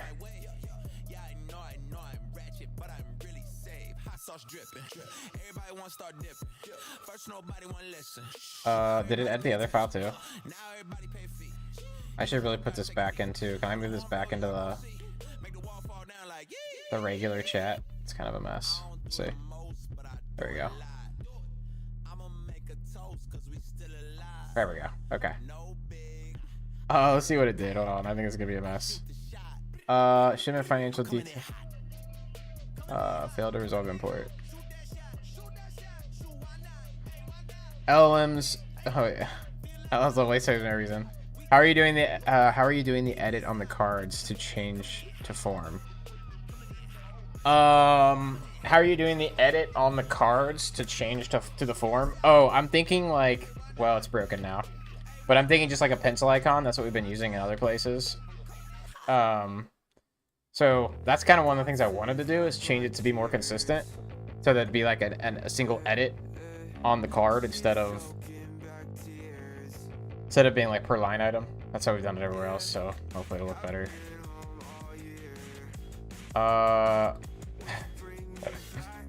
Oh gosh, where's it going through now? Oh, it's having issues with like it's trying to use toast. There we go. I think it found an example. Okay. Oh, looks like I just replaced it with this. To answer your question though, are they asking about functionality like the state? Maybe. How are you doing the edit? Yeah, well that's how I've been doing it, is yeah, it's just like a state. So like these, right? I click edit and this whole thing just replaces. So like inside of our financial, wow, there's a lot of tabs open. We'll have a, like, I didn't want it to do it like this. Make it so there is a single pencil icon edit that flips between the edit view and the previous rates table view. Yeah, so it should just set a state for like editing customer rates. I should have specified, because it's probably gonna make a single edit state instead of two.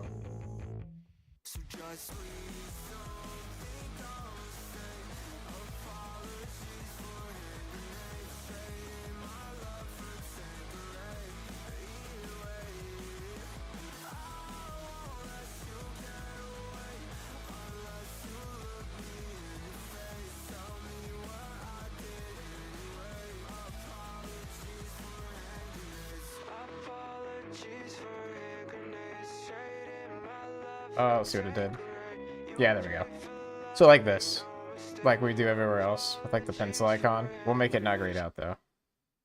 And then this will turn into like, instead of save changes, we'll change it into the check mark like we do up here. Make it consistent. I think that'll be better. I actually don't even care that much about it expanding here like this. We need to get rid of this. Add rate. Yeah, it's perfect.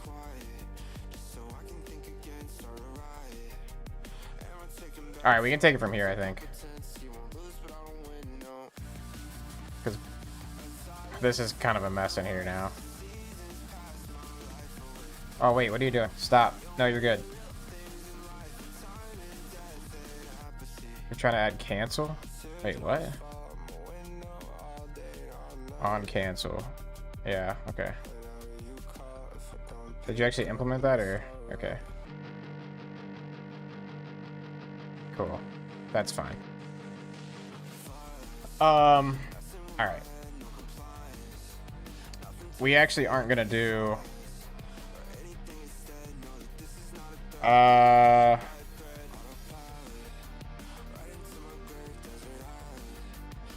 customer rates, pencil icon. Yeah, we don't want ghost here though. We want this. That's better.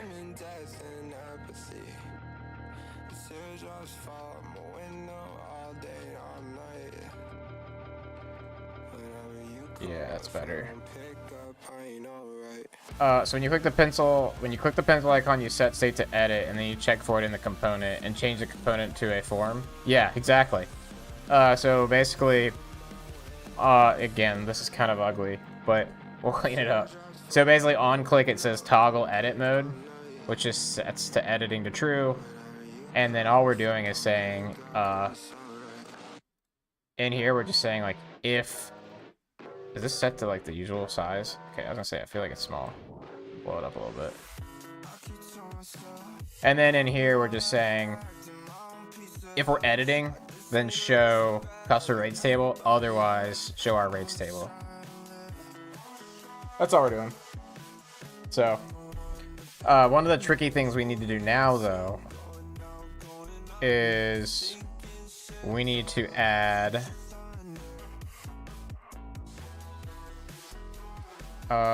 customer rates table is gonna have to handle editing. How do we do this here? I think for our stops for comparison, what we might end up having to do here, I might put this whole box into a, we might just actually redo part of this. This is getting kind of messy. I don't like it. I think we're gonna rip this out. I think we're just gonna make rates table, and I think we're just gonna make a customer rates table and a carrier rates table, group it all together, and let it control its own editing stuff here. Because right now this is outside of the component, which means we're gonna have to get fancy with on clicking of save. Essentially, we have to like do the whole reference thing, which feels gross.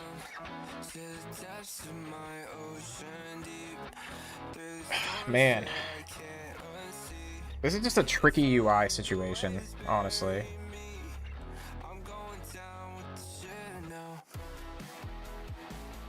Did we add these, or did I like create a fake for that? No, we did. Okay. Yeah, I think we're gonna want to redo these. I think we should make this a component. All right, let's do it. So I think instead of this, I think we're gonna go with a new file. Let's just start fresh. We'll say customer rates table. I think we've learned a lot here. Let's put all of it together into a clean solution and kind of ungross this whole deal we got going on. So I think we go, yeah, export default function customer rates table. Okay. So we'll go customer rates table props. Oh, we go interface customer rates table props. Am I correct? Yeah, okay. All right, so thinking about customer rates table, we're gonna have rates, which are customer rate, shipment customer rate, array. We're gonna have rate types, which are gonna be customer rate types. We're gonna have also shipment customer rate. Does not have an ID? What? How'd that happen?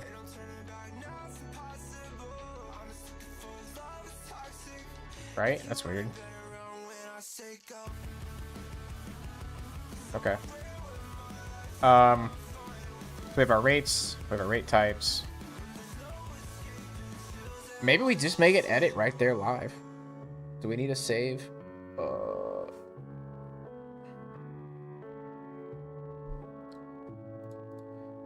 Let's see here. Let's go ahead and get the view working first. So, what else did they do? Total currency. I guess we'll take a currency, sure. Do we not have one in here? We do.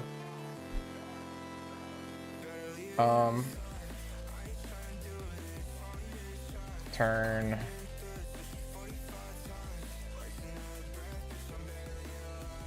Alright, let's go take a look here. I like how this looked, so let's just like rip it out for now. What are the chances of this working? I feel like pretty low. It like never works. Hey, I wish it would. I need to see if I can change the default there. Is it components UI table? Okay. Alright, we got rates. Okay, we got rates, we got rate types. So this should work. Customer rate types we'll grab. Oh, this was per customer already, but now it is no longer that. So we need to say let grouped rates equal. Maybe we'll set state on this. Do we need to... No, it's probably okay.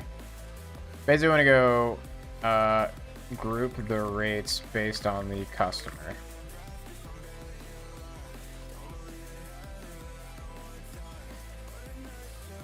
Perfect.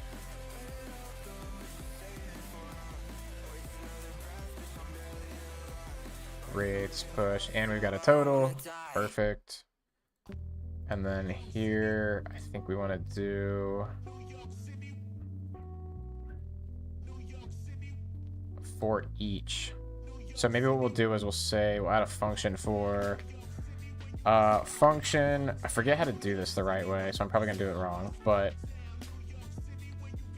basically, customer rate summary. I guess individual customer rate group. Customer rate group. How about that? That sounds better. And then we'll go rates. Actually, you know what? We'll create an interface for this. Let's go interface customer rate group. And we'll say whatever this is. So we did. Perfect. Yeah, I think that's good. And then we'll go like this.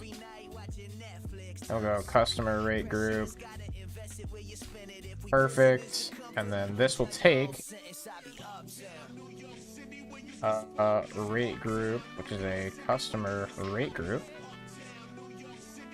Like this. We'll go like this. And that will be this. Yeah. Because this is the individual grouping. That's what we saw, right? So, so now we can say lit rates equal rate group dot rates. Lit currency equal rate group dot currency. Lit total equal rate group dot total. What else we got? Title. We'll throw in a picture. Lit title equal rate group dot customer dot name. So now we got our customer rate group. Yeah. Then we'll go lit groups equal grouped rates dot map. Make this all the components to drop in below. Basically, we're gonna map the array. I wasn't sure how to do it because it's mostly because of the React side of it, but okay, cool. So then I think we can go groups here. I think it's gonna yell at us though. We need to do this. Okay. I think our view will work now. So if I run back over, let me do this. Hold on. There's too many things open. Close the others. Shipment, financial. Wait, shipment, financial. There we go. Okay. This all sucks, so we're gonna get rid of it because I hate it. Let's see, users. I guess we could throw this in there too, actually. Like this. Let's get some imports going. I don't trust it to import the right place. Let's go here. See, I knew it would do the wrong thing. We're not gonna actually make the onClick do anything for now. Wanna get mad at me? Okay. About now. Is it better? Okay. Alright, so we got the little header in there now. So now we take all of this and delete it, right? Because that sucked. And we drop in customer rates table instead, which takes rate types of rate types. I know we had there we go. Customer rate types. What are you mad about? Import? Okay. And we have rates, which is customer rates maybe? Okay, customer rates, cool. Alright, what are you mad about? Record is not assignable to shipment customer rate. Wait, what?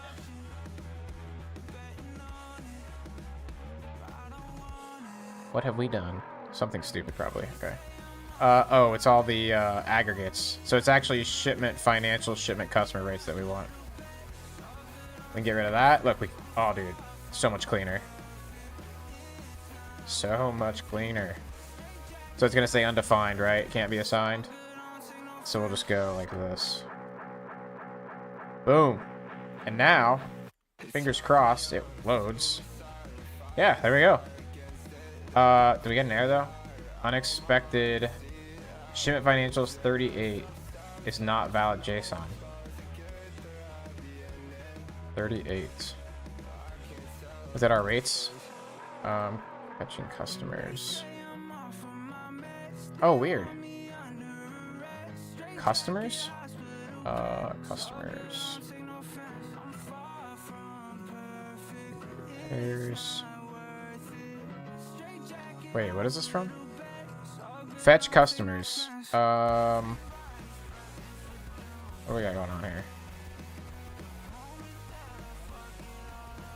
Customers. Why is it doing...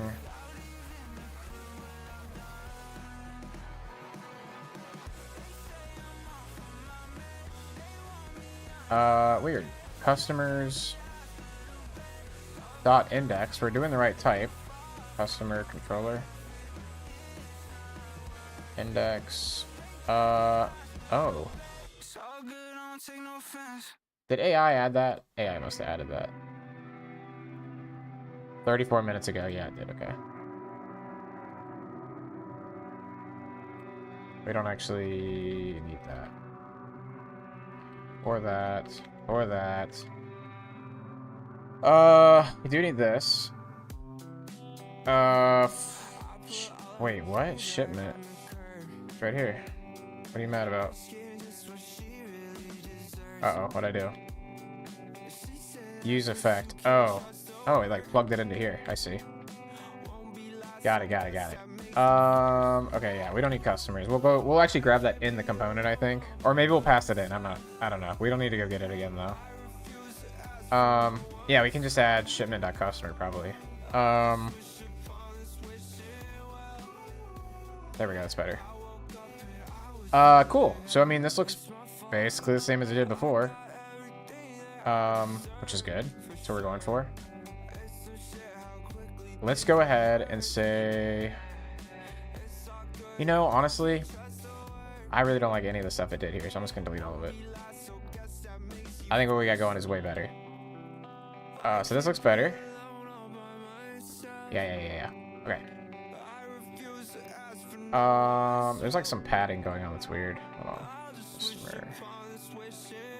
Handle customer save rates. Yeah, we don't need that. Carrier rates grooved. We're not gonna need that in a minute. We might actually. We should move this. First of all, this is gonna be mad because it's not. That's not there. So we'll do that. We might move this into our component instead. I don't know yet. I haven't decided.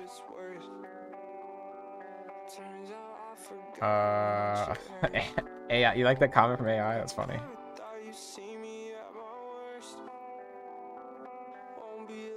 What else we got in here? Editing. Don't care about that. We will still use loading. I think that's fine.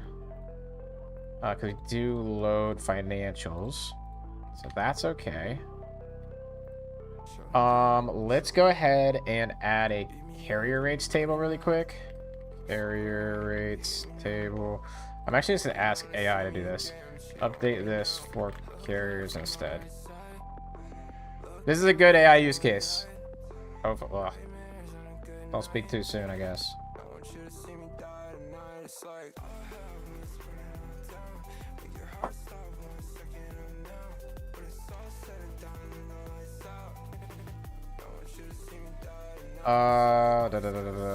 Should hopefully just work. It's like the same exact stuff, so.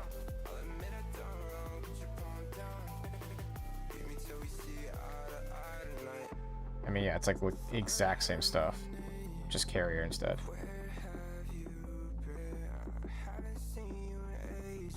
Just gonna do this. Sorry, do this. And then this, and go carrier rates table, and go carrier rate types. Ah, dang. Shipment carrier rates. Okay, we gotta do this part. Let's do that really quick. Carrier rate types set. Carrier rate types. Use state. Carrier. Oops. Carrier rate type.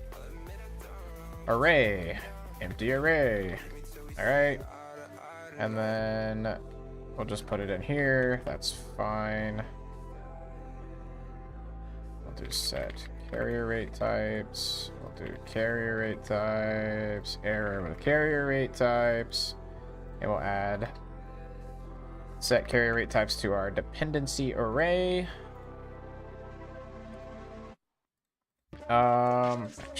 Carrier. Where are we broken? Yup. Toast doesn't get used. Get rid of that. Get rid of these. Nice. Alright. We got an error though. Carrier rate types 500? What's that for? Oh. Carrier rate type.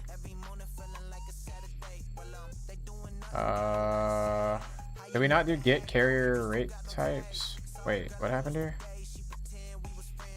Oh. That'll do it. Alright. Cool. So now we got them split out. I think that's way better. Now that file is like way more manageable. Don't need this now. Much more man. Look at that. Down to like 100 lines. Way better. It's a little goofy because we've got like they're so similar, and now we've got a carrier rates table and a customer one, but you know, who knows? We might end up going more and more different long term anyway. They were over abstracting, trying to make those the same. So I think that was a mistake. Alright. We're getting there. We're getting there. Let me push this out. Okay, commit split into components for carrier and customer rates.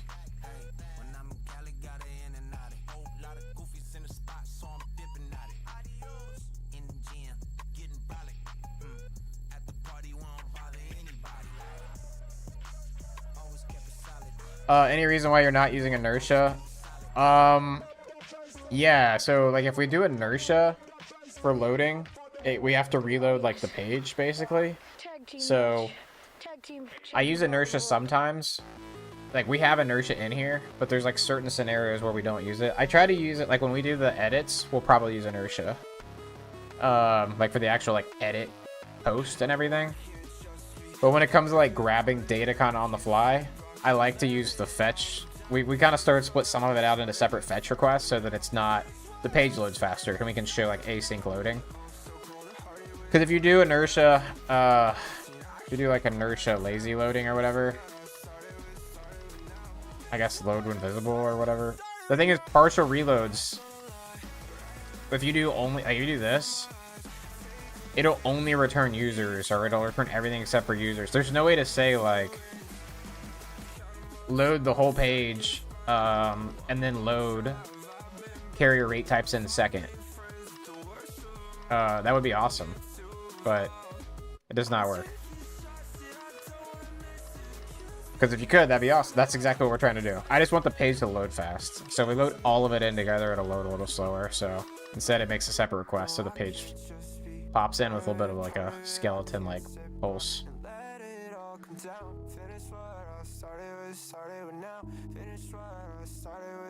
But we are using inertia in the project, so mostly for like the initial load stuff and for forms when possible. There's a couple forms I think we're not, but mostly we are. We will here. So basically what let's do customer side. What did I not push out? What's different? Oh. So for this, now we will do now we can do the editing, right? Customer rates table, we can say is editing, set is editing, use state, boolean, wait, spool? Boolean? I don't remember. False. Is it boolean like this? Why is it trying to complete me?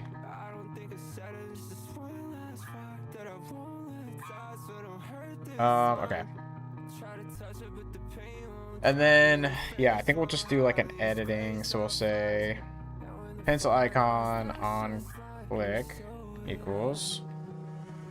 And then we'll go set is editing true.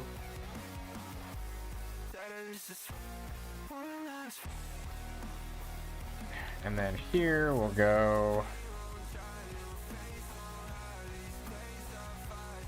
like this. Oops. I'll say is editing. And then we'll go R1 stuff, otherwise button. Why are you not happy with that?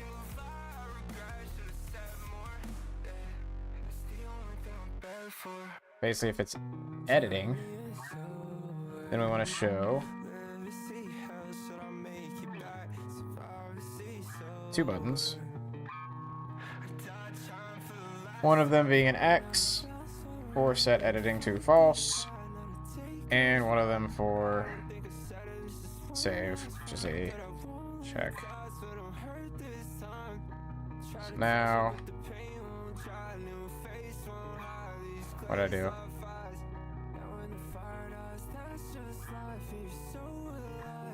That's probably why I didn't format how I thought it would. Okay. Editing. Looks good. Just like how it does up here. Same deal. Perfect. Perfect. So now, we will say, if it's editing, instead of doing our groups, so we'll say, is editing, edit,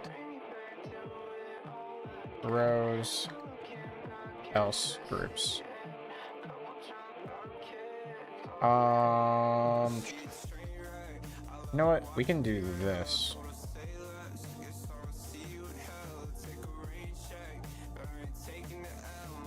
And then for this one, we can do...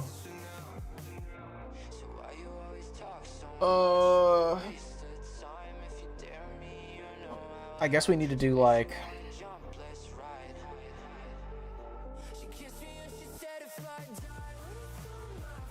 function, edit, rows, rates, customer, shipment customer rates, and then we want to go. So I'm thinking basically we'll say edit rows rates, type of cannot. Oh, perfect.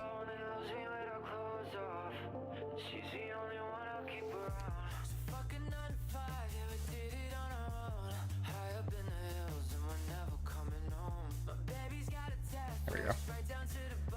So if we're editing, we're going to show our edit rows, which we don't have yet, but we'll basically make this return. So we need to create our form. So let's go grouped rates. That's fine. So we're going to go const. It's not like this, like data, set data, post equals use form from inertia. And then this I have to say will be okay. So we have this. So the one problem we have is the customer rates. I guess we can just say some of this is nullable probably. Shipment ID, customer ID. I think tonight I'll grab my suit and tie, and you can wear that dress if it's just right. We got a reputation to hold. You know I can't do this. We're gonna want to pass in our basically a list of accessorials, or not accessorials, but customer rates.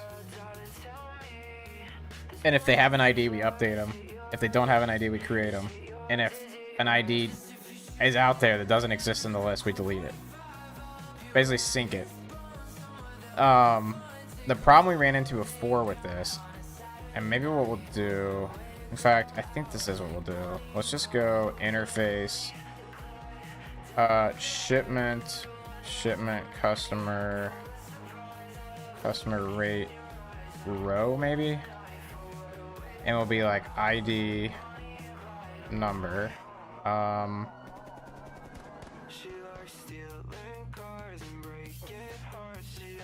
Shipment ID, we don't need shipment ID. We need customer ID, rate quantity,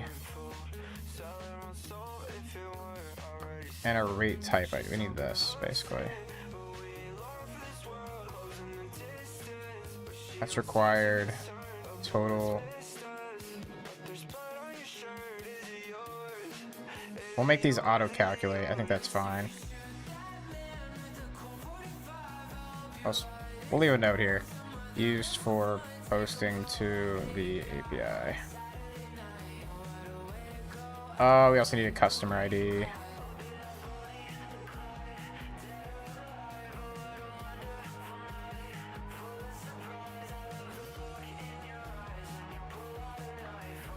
So this is going to be an array of shipment customer rate data. And the default value is going to be rates.map rate. And it's going to be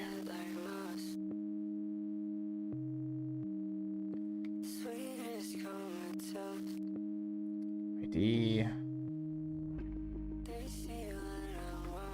We'll see if we end up having a problem with this approach. I know we've had problems with it in the past. So it's basically rate.id. Oh, currency too, huh? Currency. I think we're gonna go currency ID. So rate ID. Rate dot rate.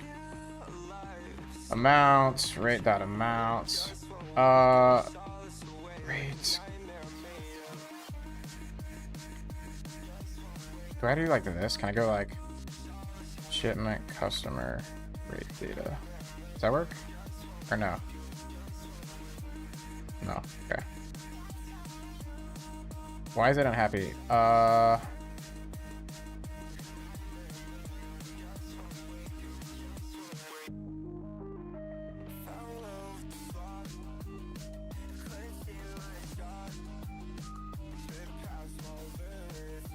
Oh, because it could be null.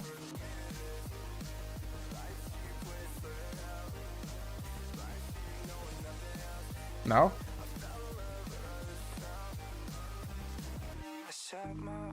What am I missing? Type void is not assignable to shipment customer rate data. Does map return void?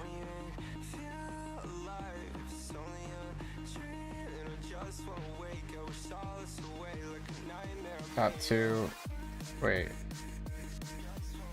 How do I make this an array of values?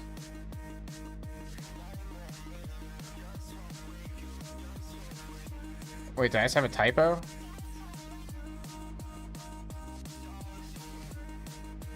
Oh, I see. Okay. Got it. Does a rate have a customer ID? I guess it must. So it should yell at me, otherwise. Okay. So now I got our data. Okay, cool. Now we got our set data. I wonder if we should make this a...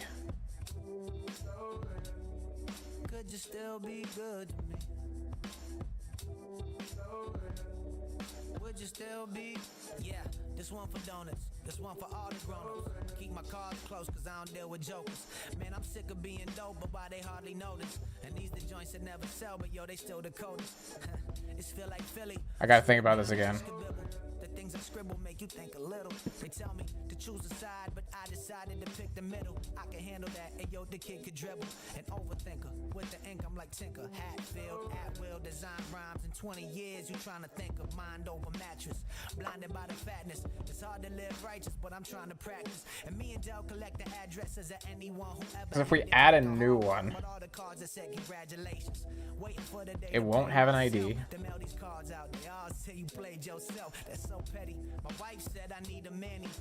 Right. I remind myself that my worth is not in sales. This purpose gotta prevail. We planted a church. Inhale happy thoughts, exhale negativity. We might be able to track the index though, actually. That probably will work. Let's do that. Yeah, let's do that. That should be fine.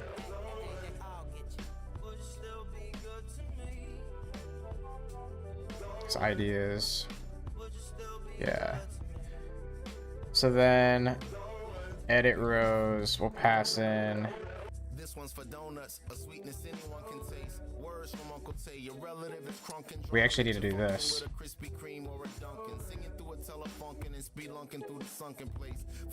What do I call it? Edit rows. Edit rows.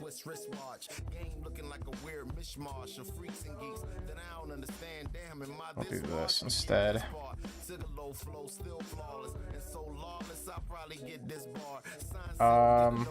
Wait till they get a load of me. My peeps who molded me could never see this far. Your boy made it out of Fraggle Rock to Iron Man and Ragnarok. in 4K HD straight off the Magnavox. Not to be a chatterbox, just in my bag, handing out some bars in the real world. All y'all I don't know, it's kind of a goofy way to do this, but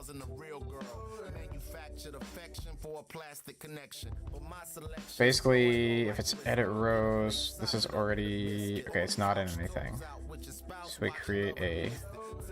bring the soul and the mischief, and we do it like this one time. Yes, sir. Okay. So for edit rows, we're gonna go return data dot map row.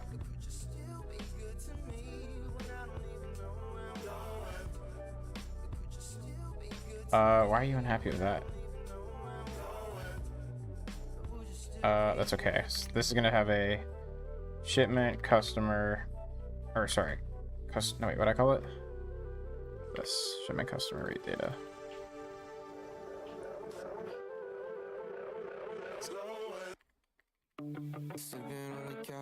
This data, wait, comma expected.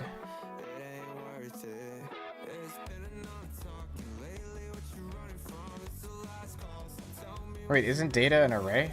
Yeah. Maybe it's just because this is null. Let's do, so each of these should return. I don't know, let's just throw something BS in there for now. Rate.id, we'll say. Why is that not happy? Can I not use data like that?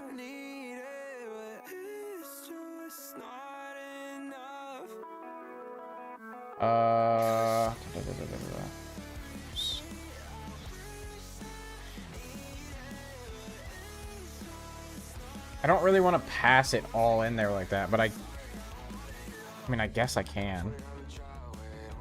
I guess I'll just do that. Function, edit rows,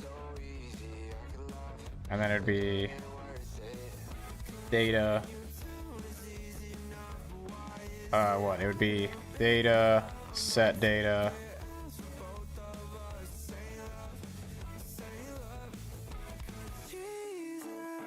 And then it's gonna be, I actually don't even know what this type is. What is this? It is a this.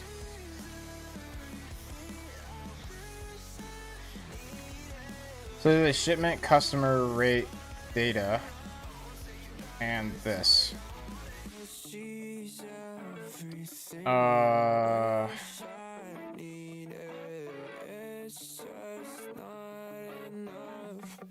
Why is this not happy? Can this not import? Did I define it inside of the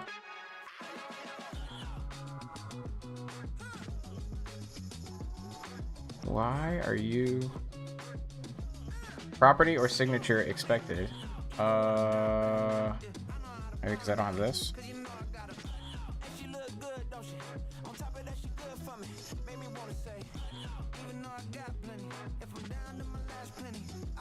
Because it's gonna yell at me and say these haven't any type.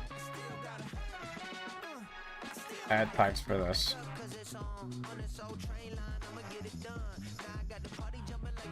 Oh, duh. Duh. Alright. Now let's do this. Let's do this. I don't know if this is a bad way to do this or not. I just really don't know. Why is this not working?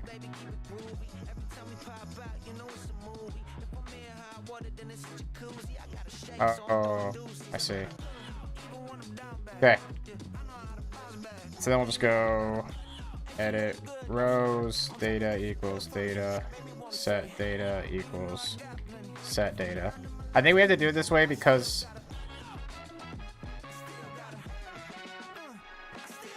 wait.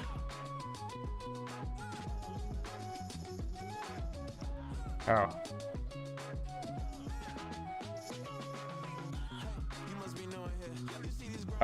This is whatever I had copied before. This.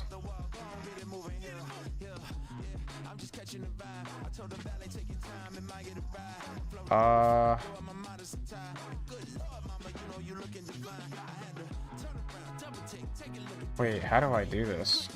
Can I not do this? Maybe I can't do this. Maybe I have to actually do it all in the... I'm pretty sure if I do it in edit rows, it's gonna freak out. I'm like 90% sure. Let's just... I guess we'll just go for it. So basically what we need to do instead then, in that case, is... say edit rows.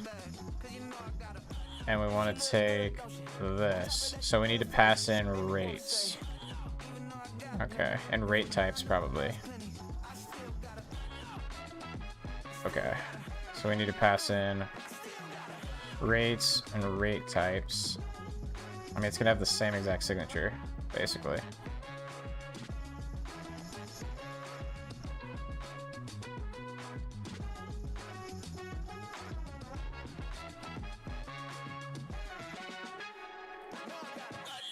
Okay. And then I go edit rows and I say rates, rate types equals rate types.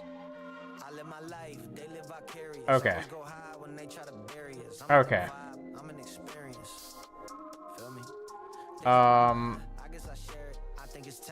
So now for each rate, we should actually see an ID in here, which we do not.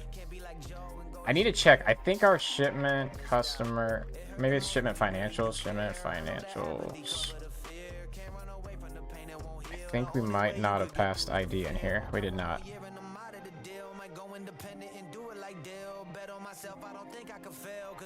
And carriers got the same thing probably. Okay, and then let's just jump over to index types really quick.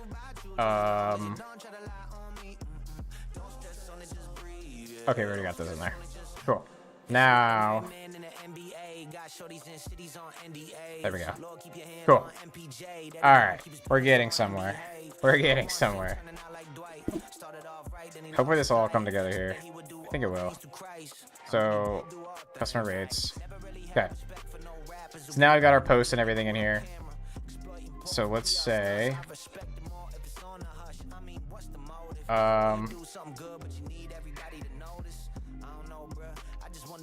maybe let's do this. Hold on. So we'll go const, save, equals this, and we'll say, post route, and there's going to be shipments dot customer rates, and this is going to be, oh, we need shipment ID too, huh? Yeah, we do. I guess we'll do shipment. We're also going to need customers. Shipment. That's right, we'll come back to that. Shipment. Shipment here. Shipment.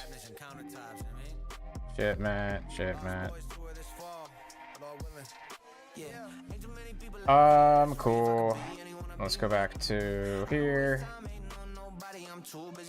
Shipment equals shipment. Is there not a shipment in this?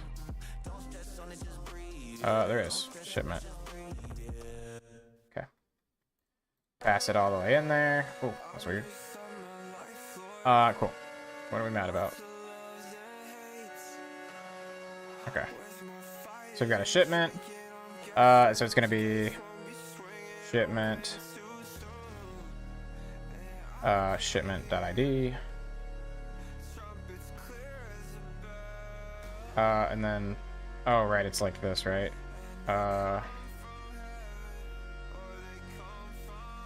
Oops, like this.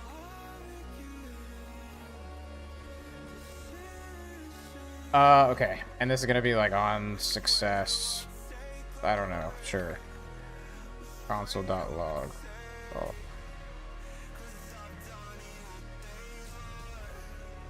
whoops. On error.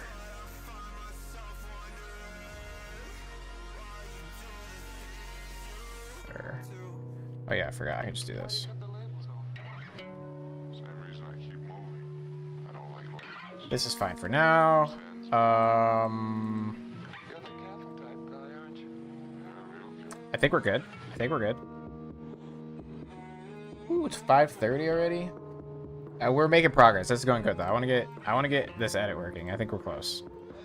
All right. I'm gonna ask AI to complete this part for me though. See how it does. Actually, let me push what I've got really quick.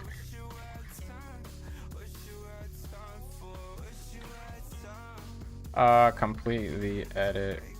Oh, we need to add customers still, huh? What's inside of shipment? Do we have all the customers that are assigned? Customers.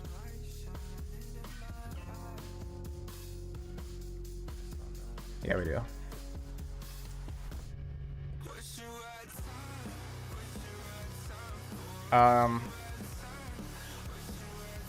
Okay.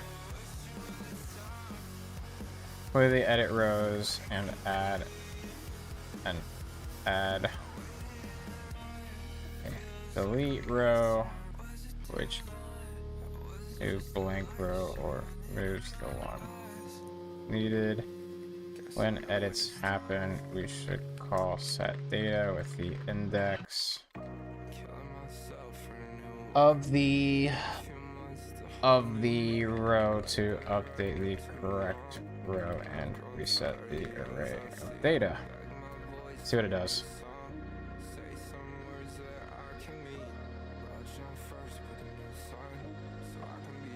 And then we just gotta add the action.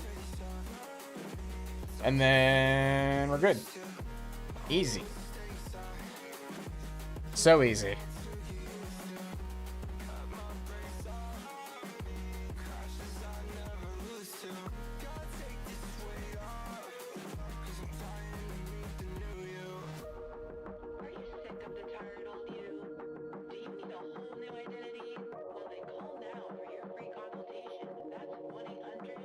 Uh-oh.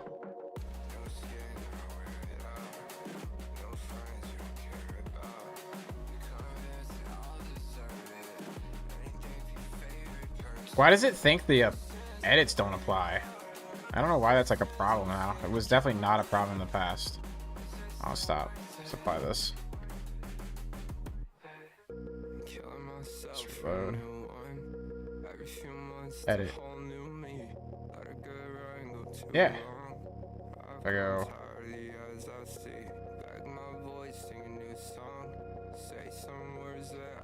Add row. It's very similar, huh?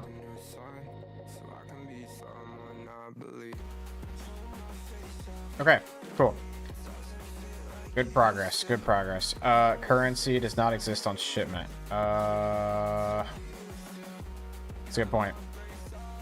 When you add a new one, what is the default currency? That's a good point.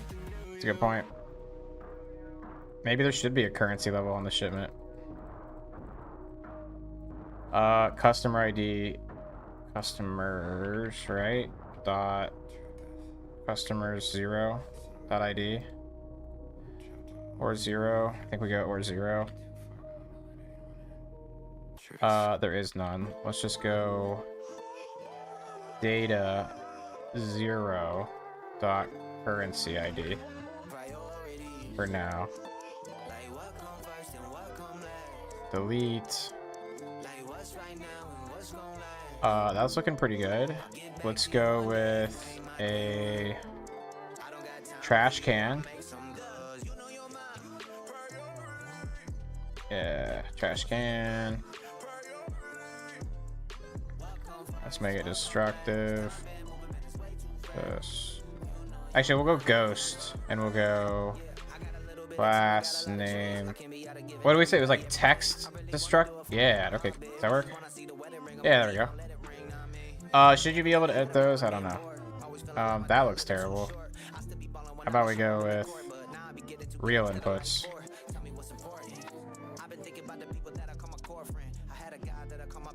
And these will make selects like this.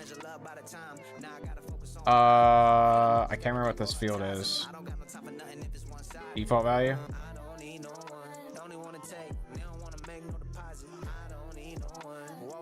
What are you mad about? Number is not assignable to string. Okay. On change. What do we got? Oh, it's not assignable to... It does not exist? Oh. Is it like on select or something? On value change?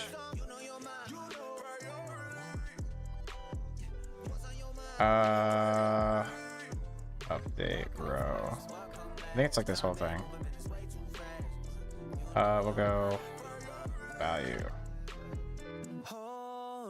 Let's do this. Okay, we'll go val. Okay. Select. I don't know that this works that way. Is there no class name on here?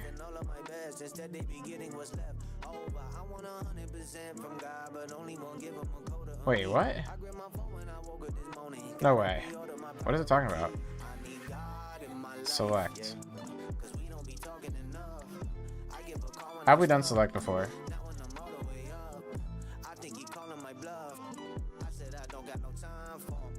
Like this?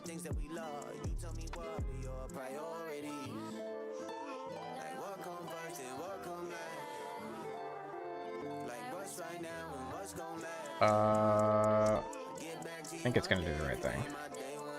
It did. Okay, cool. So we want these. I think these are right, so we'll go with those. Look, it does have a value. Oh, is that what the issue was before? Oh, okay. Okay.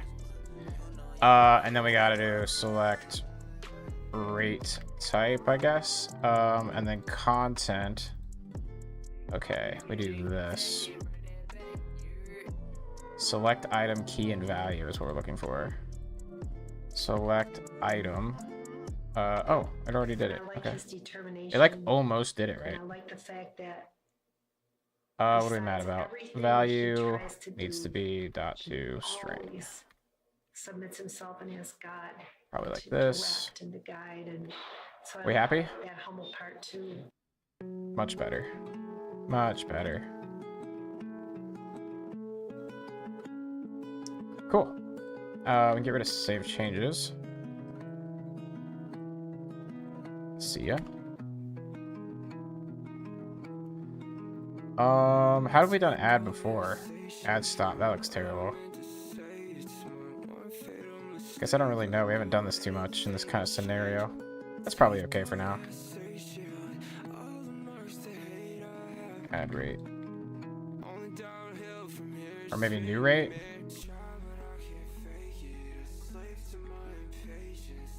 I hate that. Where'd my box go? There we go. How about we go... Oops, not like that. Plus circle. Or with 4. Maybe like this. I think that was pretty good. Boom. Delete. Boom. Delete. Delete. Maybe we make the delete button a confirm button in the future. I don't know. Alright, let's make this save work and be done. Actually, we'll do carriers too. Why not? We're here. We're here. Come on, we got this. By 6 o'clock, we got this. Lock in. Lock in. Alright, where's post at? We need to create a save. Alright, let's do that first. Git add, git commit, edit working nice. Alright. Go to the top. At actions, accounting. Actually, you know what? We're gonna go shipments for this. We actually did. Look at, we did all this work.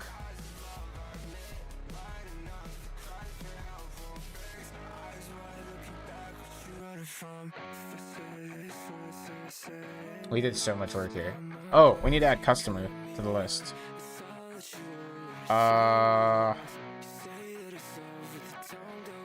We need to add a customer. Add a customer select based on the customers available on the shipment.customers.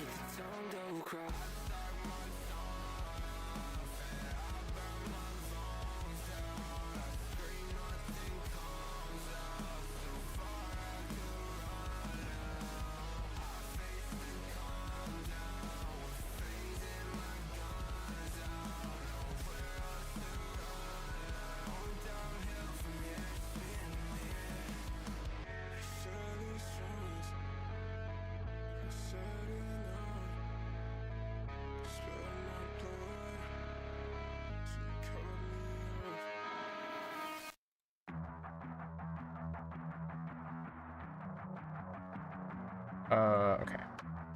What have we done? Select. Okay. Oh, that's it's pretty far.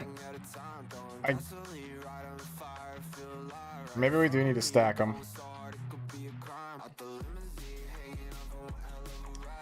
Maybe we do need to stack them. Oh, that needs to be shortened for sure. Let's go class. How do we make... I need to make this cell not like humongous. I think we need to do like class name equals max width.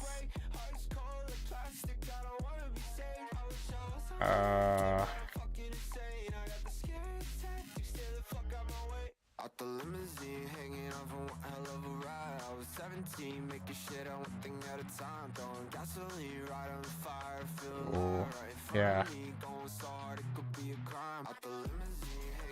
I like how it says there is no class name, but it clearly...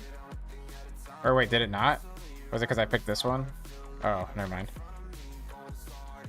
I need to make this like not able to be humongous.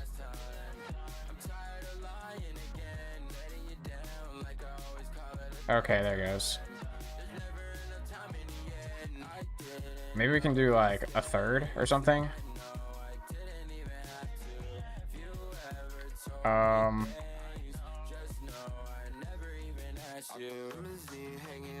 What is... Okay. 2. I thought there was like a...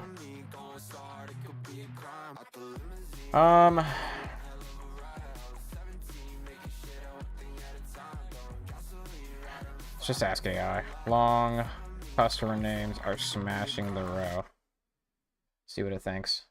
Hopefully it doesn't go like, oh, let's change the entire thing to flex grid. And like rewrite the whole thing. Which is possible. Max width. Alright, sure. That's basically what I was doing. We've come across a ship. It looks alien. Oh, put truncate on there too. Cool. Yeah, it's better. That's much better. Dare I? Yeah, I was kind of afraid of that.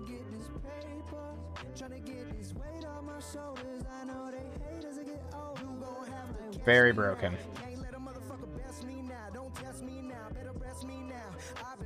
I think it's because of... We ran into this before, too. Let's have fun with this shit. Finally one with this shit. Finally one with myself. I've been basking in the blood of innocence. Innocence, I'm feeling infinite. Talking about the way my mind worked. Put the pen to the pad and make a universe. This is why we didn't do it in line on the other stuff too, is because it sucked on mobile. Some way, somehow, getting paid now. Keep my mental state light through the shade now. A lot of things going on in the world. Ain't no way I can evade now. Gotta pray now. Ain't nothing to say now. Bulletproof vest, what I need when they spray now. Feel like every other day now. With bullets penetrating the child, erasing a smile. Dang it. It looks so bad on mobile.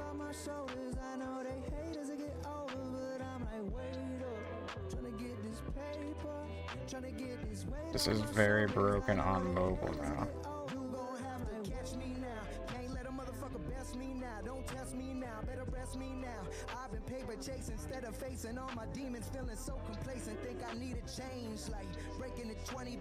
Yeah, it is. It's Omega scuffed is a great way to put it.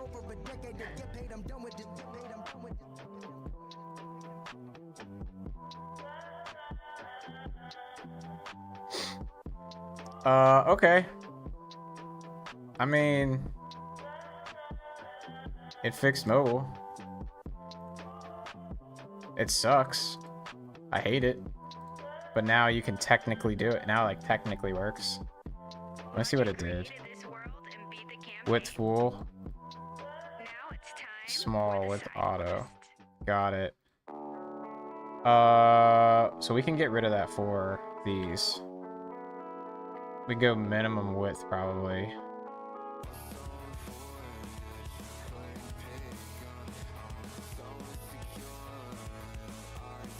Wait, to do it again? No, wait, that should be okay. Okay.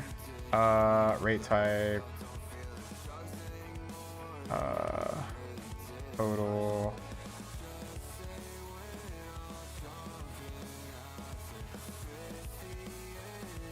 No? Wait, did that not affect it? I thought it would have.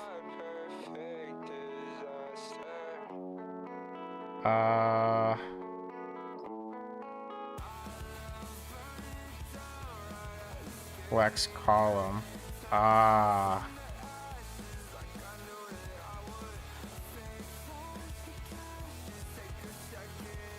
see. Okay, you know what? I'm gonna leave it.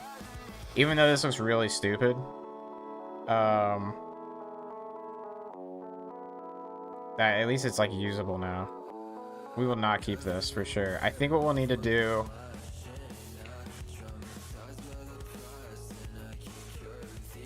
Oh, actually I got it. We can do like this. Calls. Or no, is it? It's just calls too, right? No. Now it might be the full. Now it might be the width full breaking it. Yeah, this might break it now.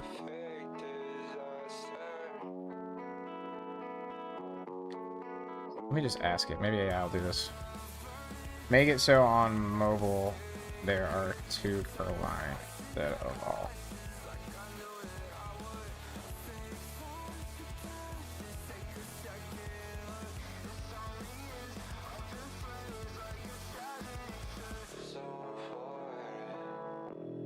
Omega scope. Dude, it was though.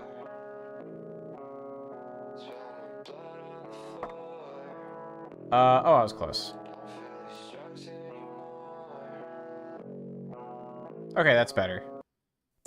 Yeah, that's much better. And then what we can do is actually go. You know what? That's fine for tonight. That's fine. We'll clean this up more.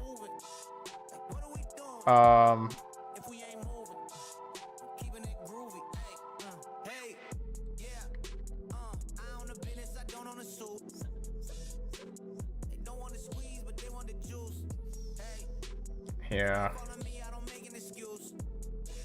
I do think this looks better on this side of things. You want to edit stuff, here's all the fine-tuned details. Otherwise, the quick view is the summary. I think that's okay. Yeah, we'll make this better still, but this is passable now, at least, I think. I guess we really need, like, a rate or something added, huh? Maybe I'll add that. On mobile, we should show a hint of what each value is somehow. Maybe a grayed out type. See what it says.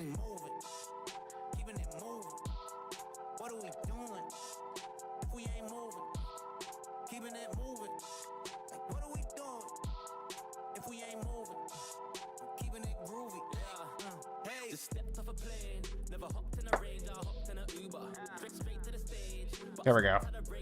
Okay, that's passable for today. It still sucks, but it's passable. I could use this if I had to.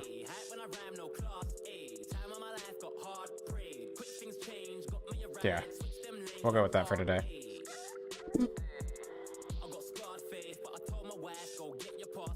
Okay.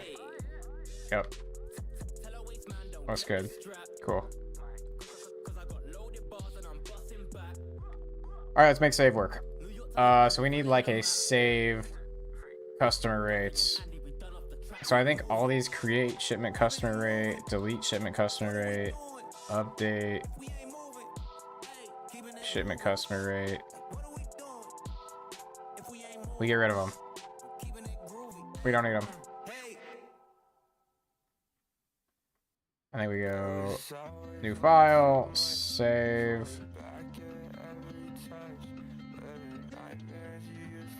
Shipment customer rates. Go namespace. App shipments. Class save shipment customer rates. Use as action. Public function handle. And we're gonna just take an array of rates. And we'll return the collection, that's fine. And we'll go public function as controller. Action, request. Collection. We just max that return to collection, probably. Return collection. Oh, okay, whatever. Thought I could do that. Can I do this? Okay. We'll go public function rules. And we'll go return. So we can do some cool stuff here. So we can say, I don't think we've really talked about this, but we can go, we'll just call it, oh, you know, hold on, let me do this. Close others. Let's go, customer rates table. So here we are actually saving our data format.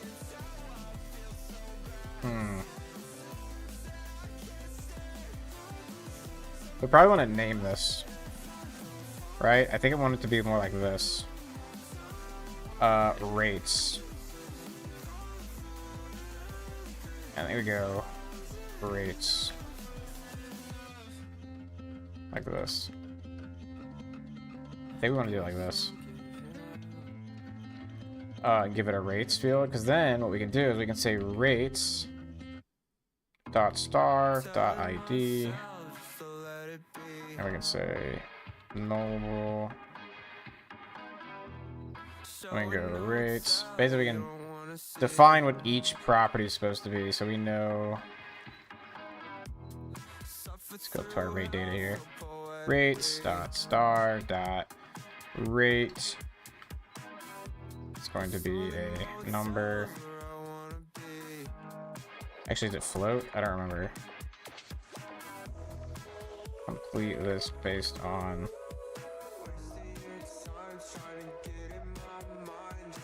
numeric. That's what I wanted. Cool.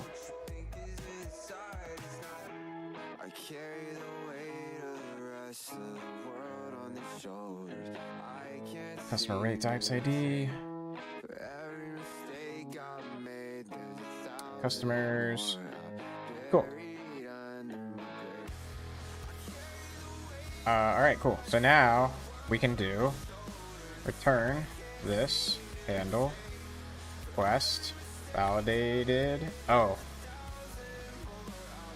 We also need a shipment. Let's go shipment. We should get the shipment. So we'll go like this. So we'll go shipment. Shipment.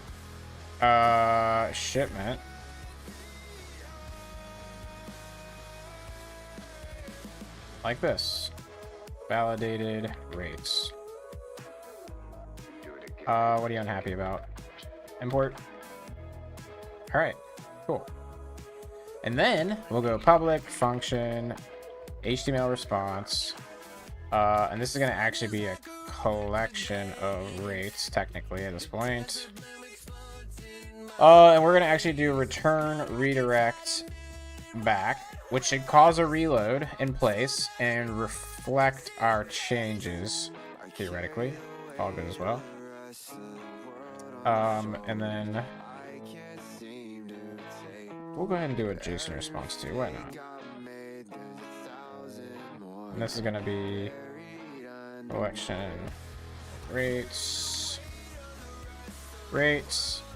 and we're going to return customer or shipment customer rate resource. source collection of rates. Okay, cool. So we got our validated rates. So now if we jump in here, what we can do is say, I'm just gonna have this do it. It's for any rates on shipment customer shipment. I think we have this in here, right? Customer rates, is that what we call it? Shipment customer rates, okay. Any shipment that do not exist in rates should be deleted. Any rates without an ID should be created and attached to the shipment. Any rates with an ID should be updated to reflect the new values.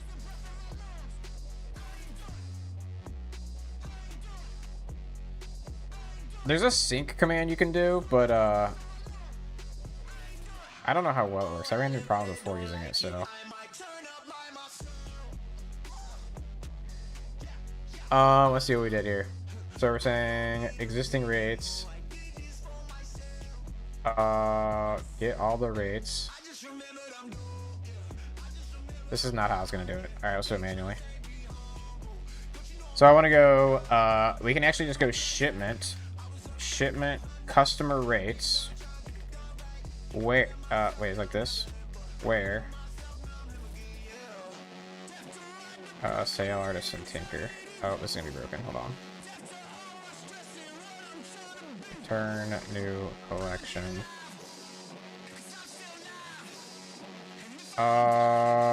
What's broken?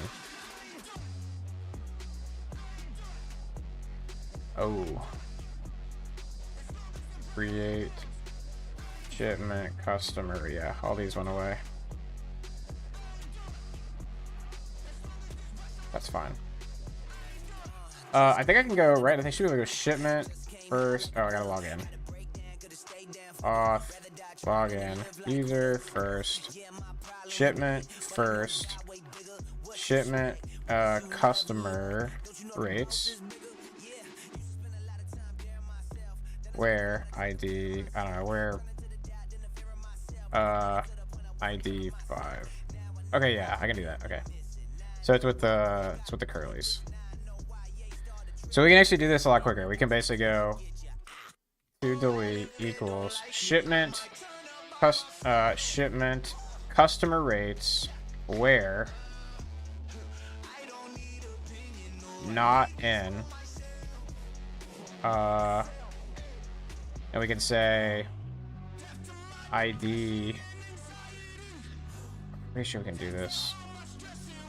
Shipment customer rates rate first. App models shipment. Okay, am I crazy? Shipment customer app models shipments. So the shipment ID is 10. I'm thinking of. So let's go find 10. If I go like this. Just get really quick. So we have one that's ID 2, so we'll say where not in ID in the yeah. Okay, cool, this is way better. So we do where ID not in and we can say rates. Get IDs from rates. Whoops. Get IDs from rates. The ID, whatever. I don't. Hopefully knows what I'm saying. Here we go. Perfect. Oh, collect. That would have made more sense. Fair enough. I just remove duplicates, I guess. I don't know why it's doing that. Rate IDs. Okay, so these are the ones we want to delete. So we'll do to delete. Oh, and get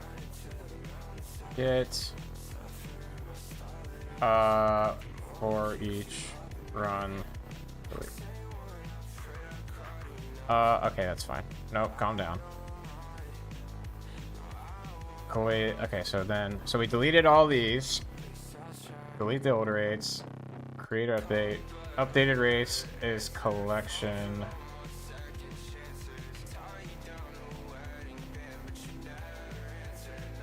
New shipment customer rate. Rate data. I don't think that's right. Yeah, we're gonna need more than that, right? Customer ID, customer rate. Maybe not. Shipment customer rate. No, it should be good. We should make sure the total and everything matches, though. I think we'll go by the total. So we'll say if total. So say if is set, rate data ID, find it.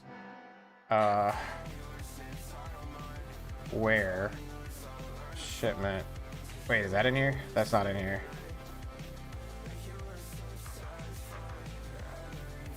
ID. Shipment. ID. I don't know if this is actually right. Shipment customer rate find to where shipment ID 5. Right. App models shipments. Okay, that does work.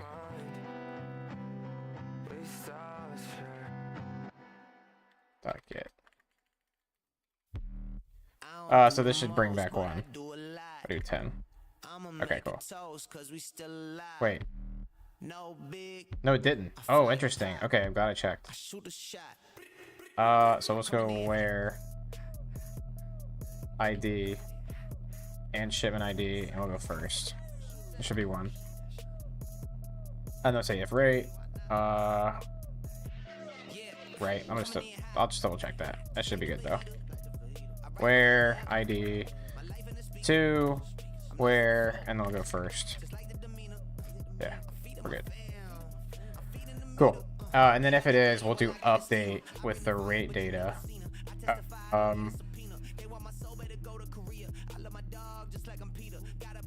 That should be okay. Let's go like this. Rate data. Check that quantity times rate equals total, and if not, adjust rate to match. So it does. Yeah. Those. Do we need a set there? I don't think so. Those are required. Just do this. I'ma make a toast cause we still alive. No big. I feel like Pac. I shoot a shot. Alright, cool. That way the total is always what we go off of.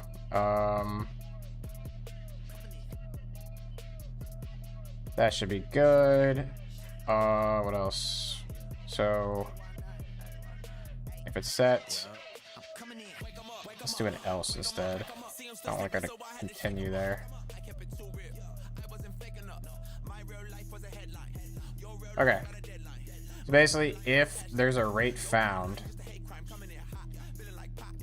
Okay, so we're looking for the rate if there is one. If there's not a rate ID, we'll create a new one. You know what, actually? That's okay. Let's do that. Change my mind.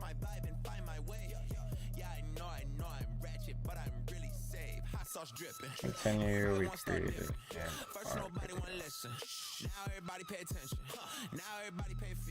That's fine. Okay. Cool. I think this is good now. So let's go back to web really quick. Let's go shipment financials. Let's go shipments, shipment financials, customer rates.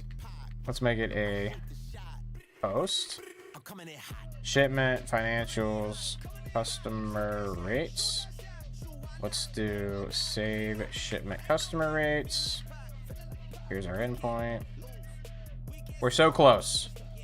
We're so close. Okay. It's really unhappy with some stuff we're doing in here. Here we go. What are we unhappy about? Set new data. What did I break something? Oh, wait. Data equals. Oh, because it's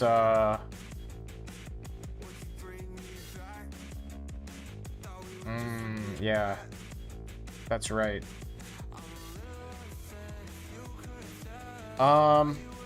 Okay.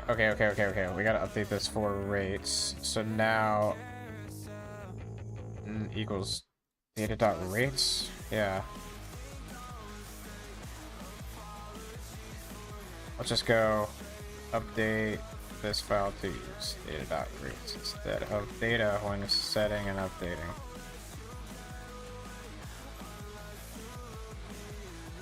We're so close.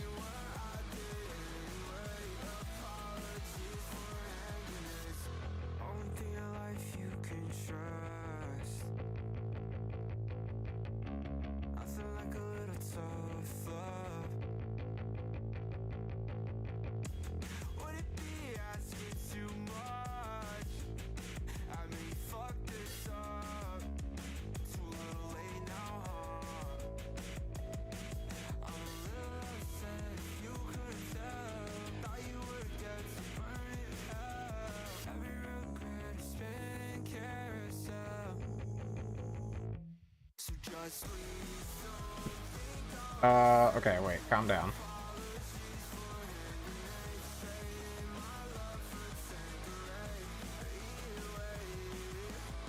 Perfect. Yeah. Okay. Cool. There's not a save button. I don't know what's... Did I add it back? No. Alright. Check. So on check, we will do... Save. Whoa. Save.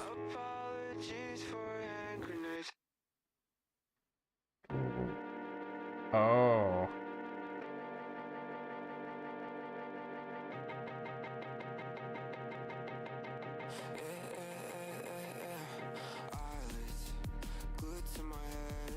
Dang it. We ran into the same problem inadvertently.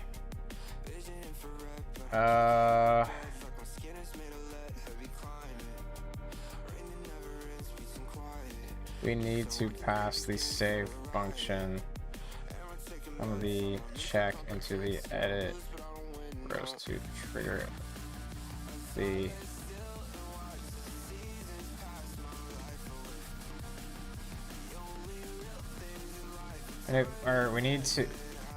we need the button to trigger the save and edit rows. There's like the reference thing we got to do here. I don't remember exactly how you do it. Hopefully it's just gonna do it that way.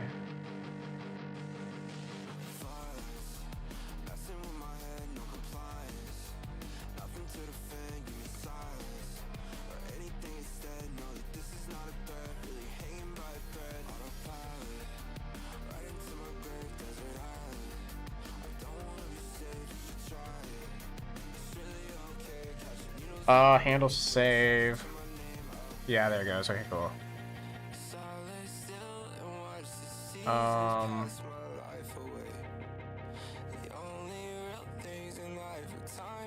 Yeah, okay. See if it does it. I get 15. Return value must type collection. Support collection got returned. Oh, oops. How did that happen?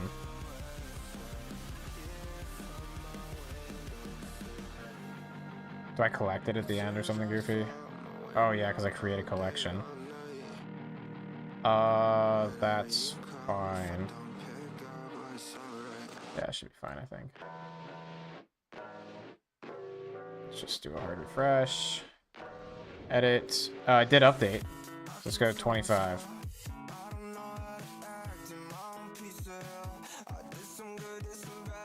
Wait, that one... Wait, did it work? 25 and 2.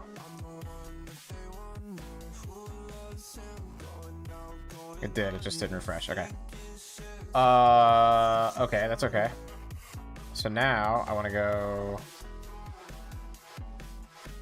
back here and say console log on success. Okay, I want to go preserve scroll through.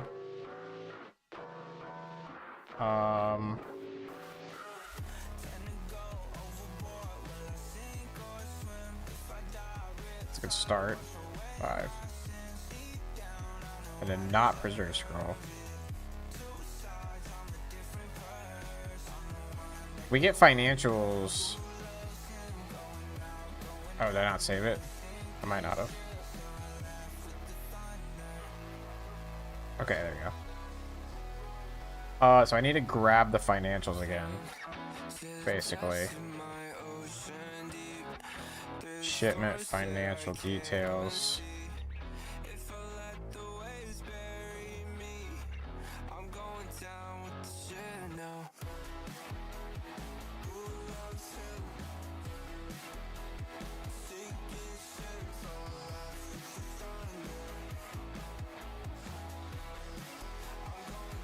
We're paying for fetch right now.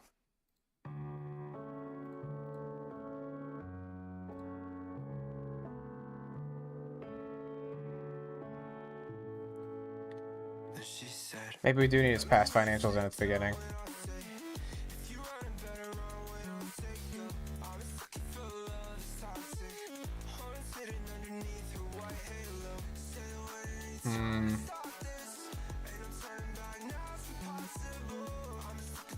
Oh man, it's after 6.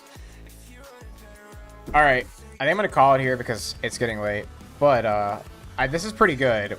The carry side, it's basically it's working now. Let me see if these all work. It's just that it's not reflecting the update. I should go do this too, I think. Yeah, so it's working. I just need this to reload. It's because we're doing this part in fetch, not in inertia. I need to see. It would be nice if I could somehow trigger.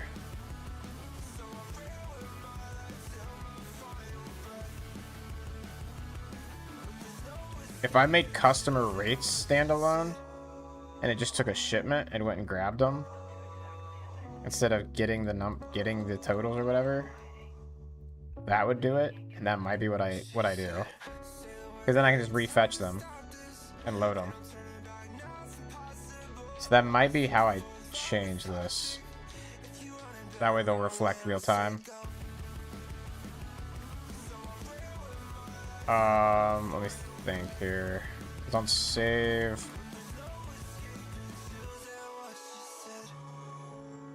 Save.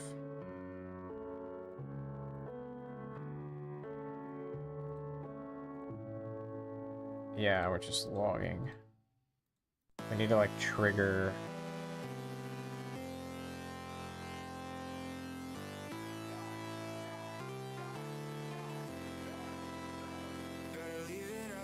Wait, what if I do reset true? Oh.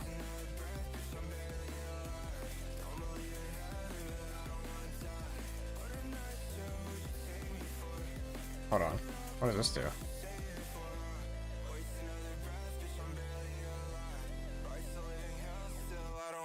Flat. No, it's not working. Yeah, I just gotta get it to reload. I think we're gonna just have to move it into this component, which isn't that big of a deal. So that's what I'll do tomorrow. I'll make a note that that's what we're gonna do. Move the get financials into the component itself.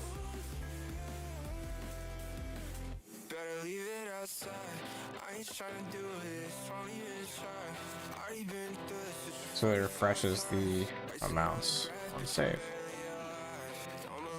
Yeah, it's because basically our state's not refreshing because it's not hooked into like the inertia state, I think.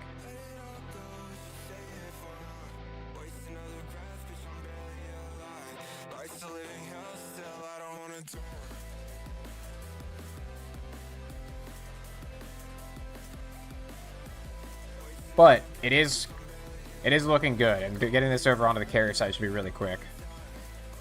Saving customer rates working. Let's see if adding and deleting works. Hold on, I'll check that really quick. I'll do the last thing. So add one, we'll say per mile 5 and 5 for industrial. Save.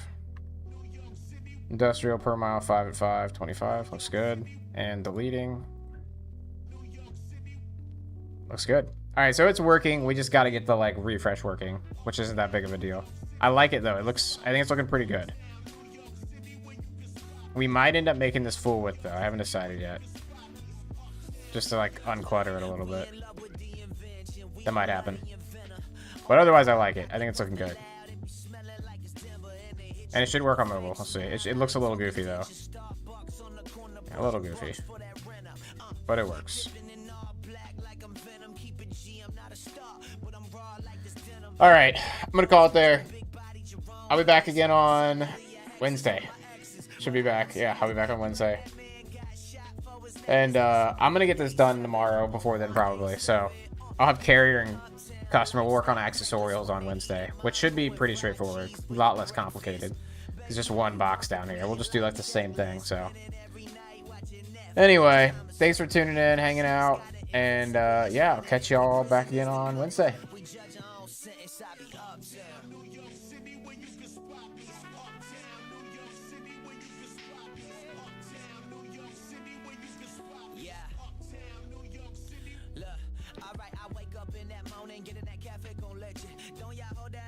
My stomach been showing lately. Plus the crossover crazy. Don't get caught out of sleeping. That's why they call me Allen Irishman. When I ball at Cabrini, I'm throwing swishes. This right here, that new school vintage. I've been spending money trying not to.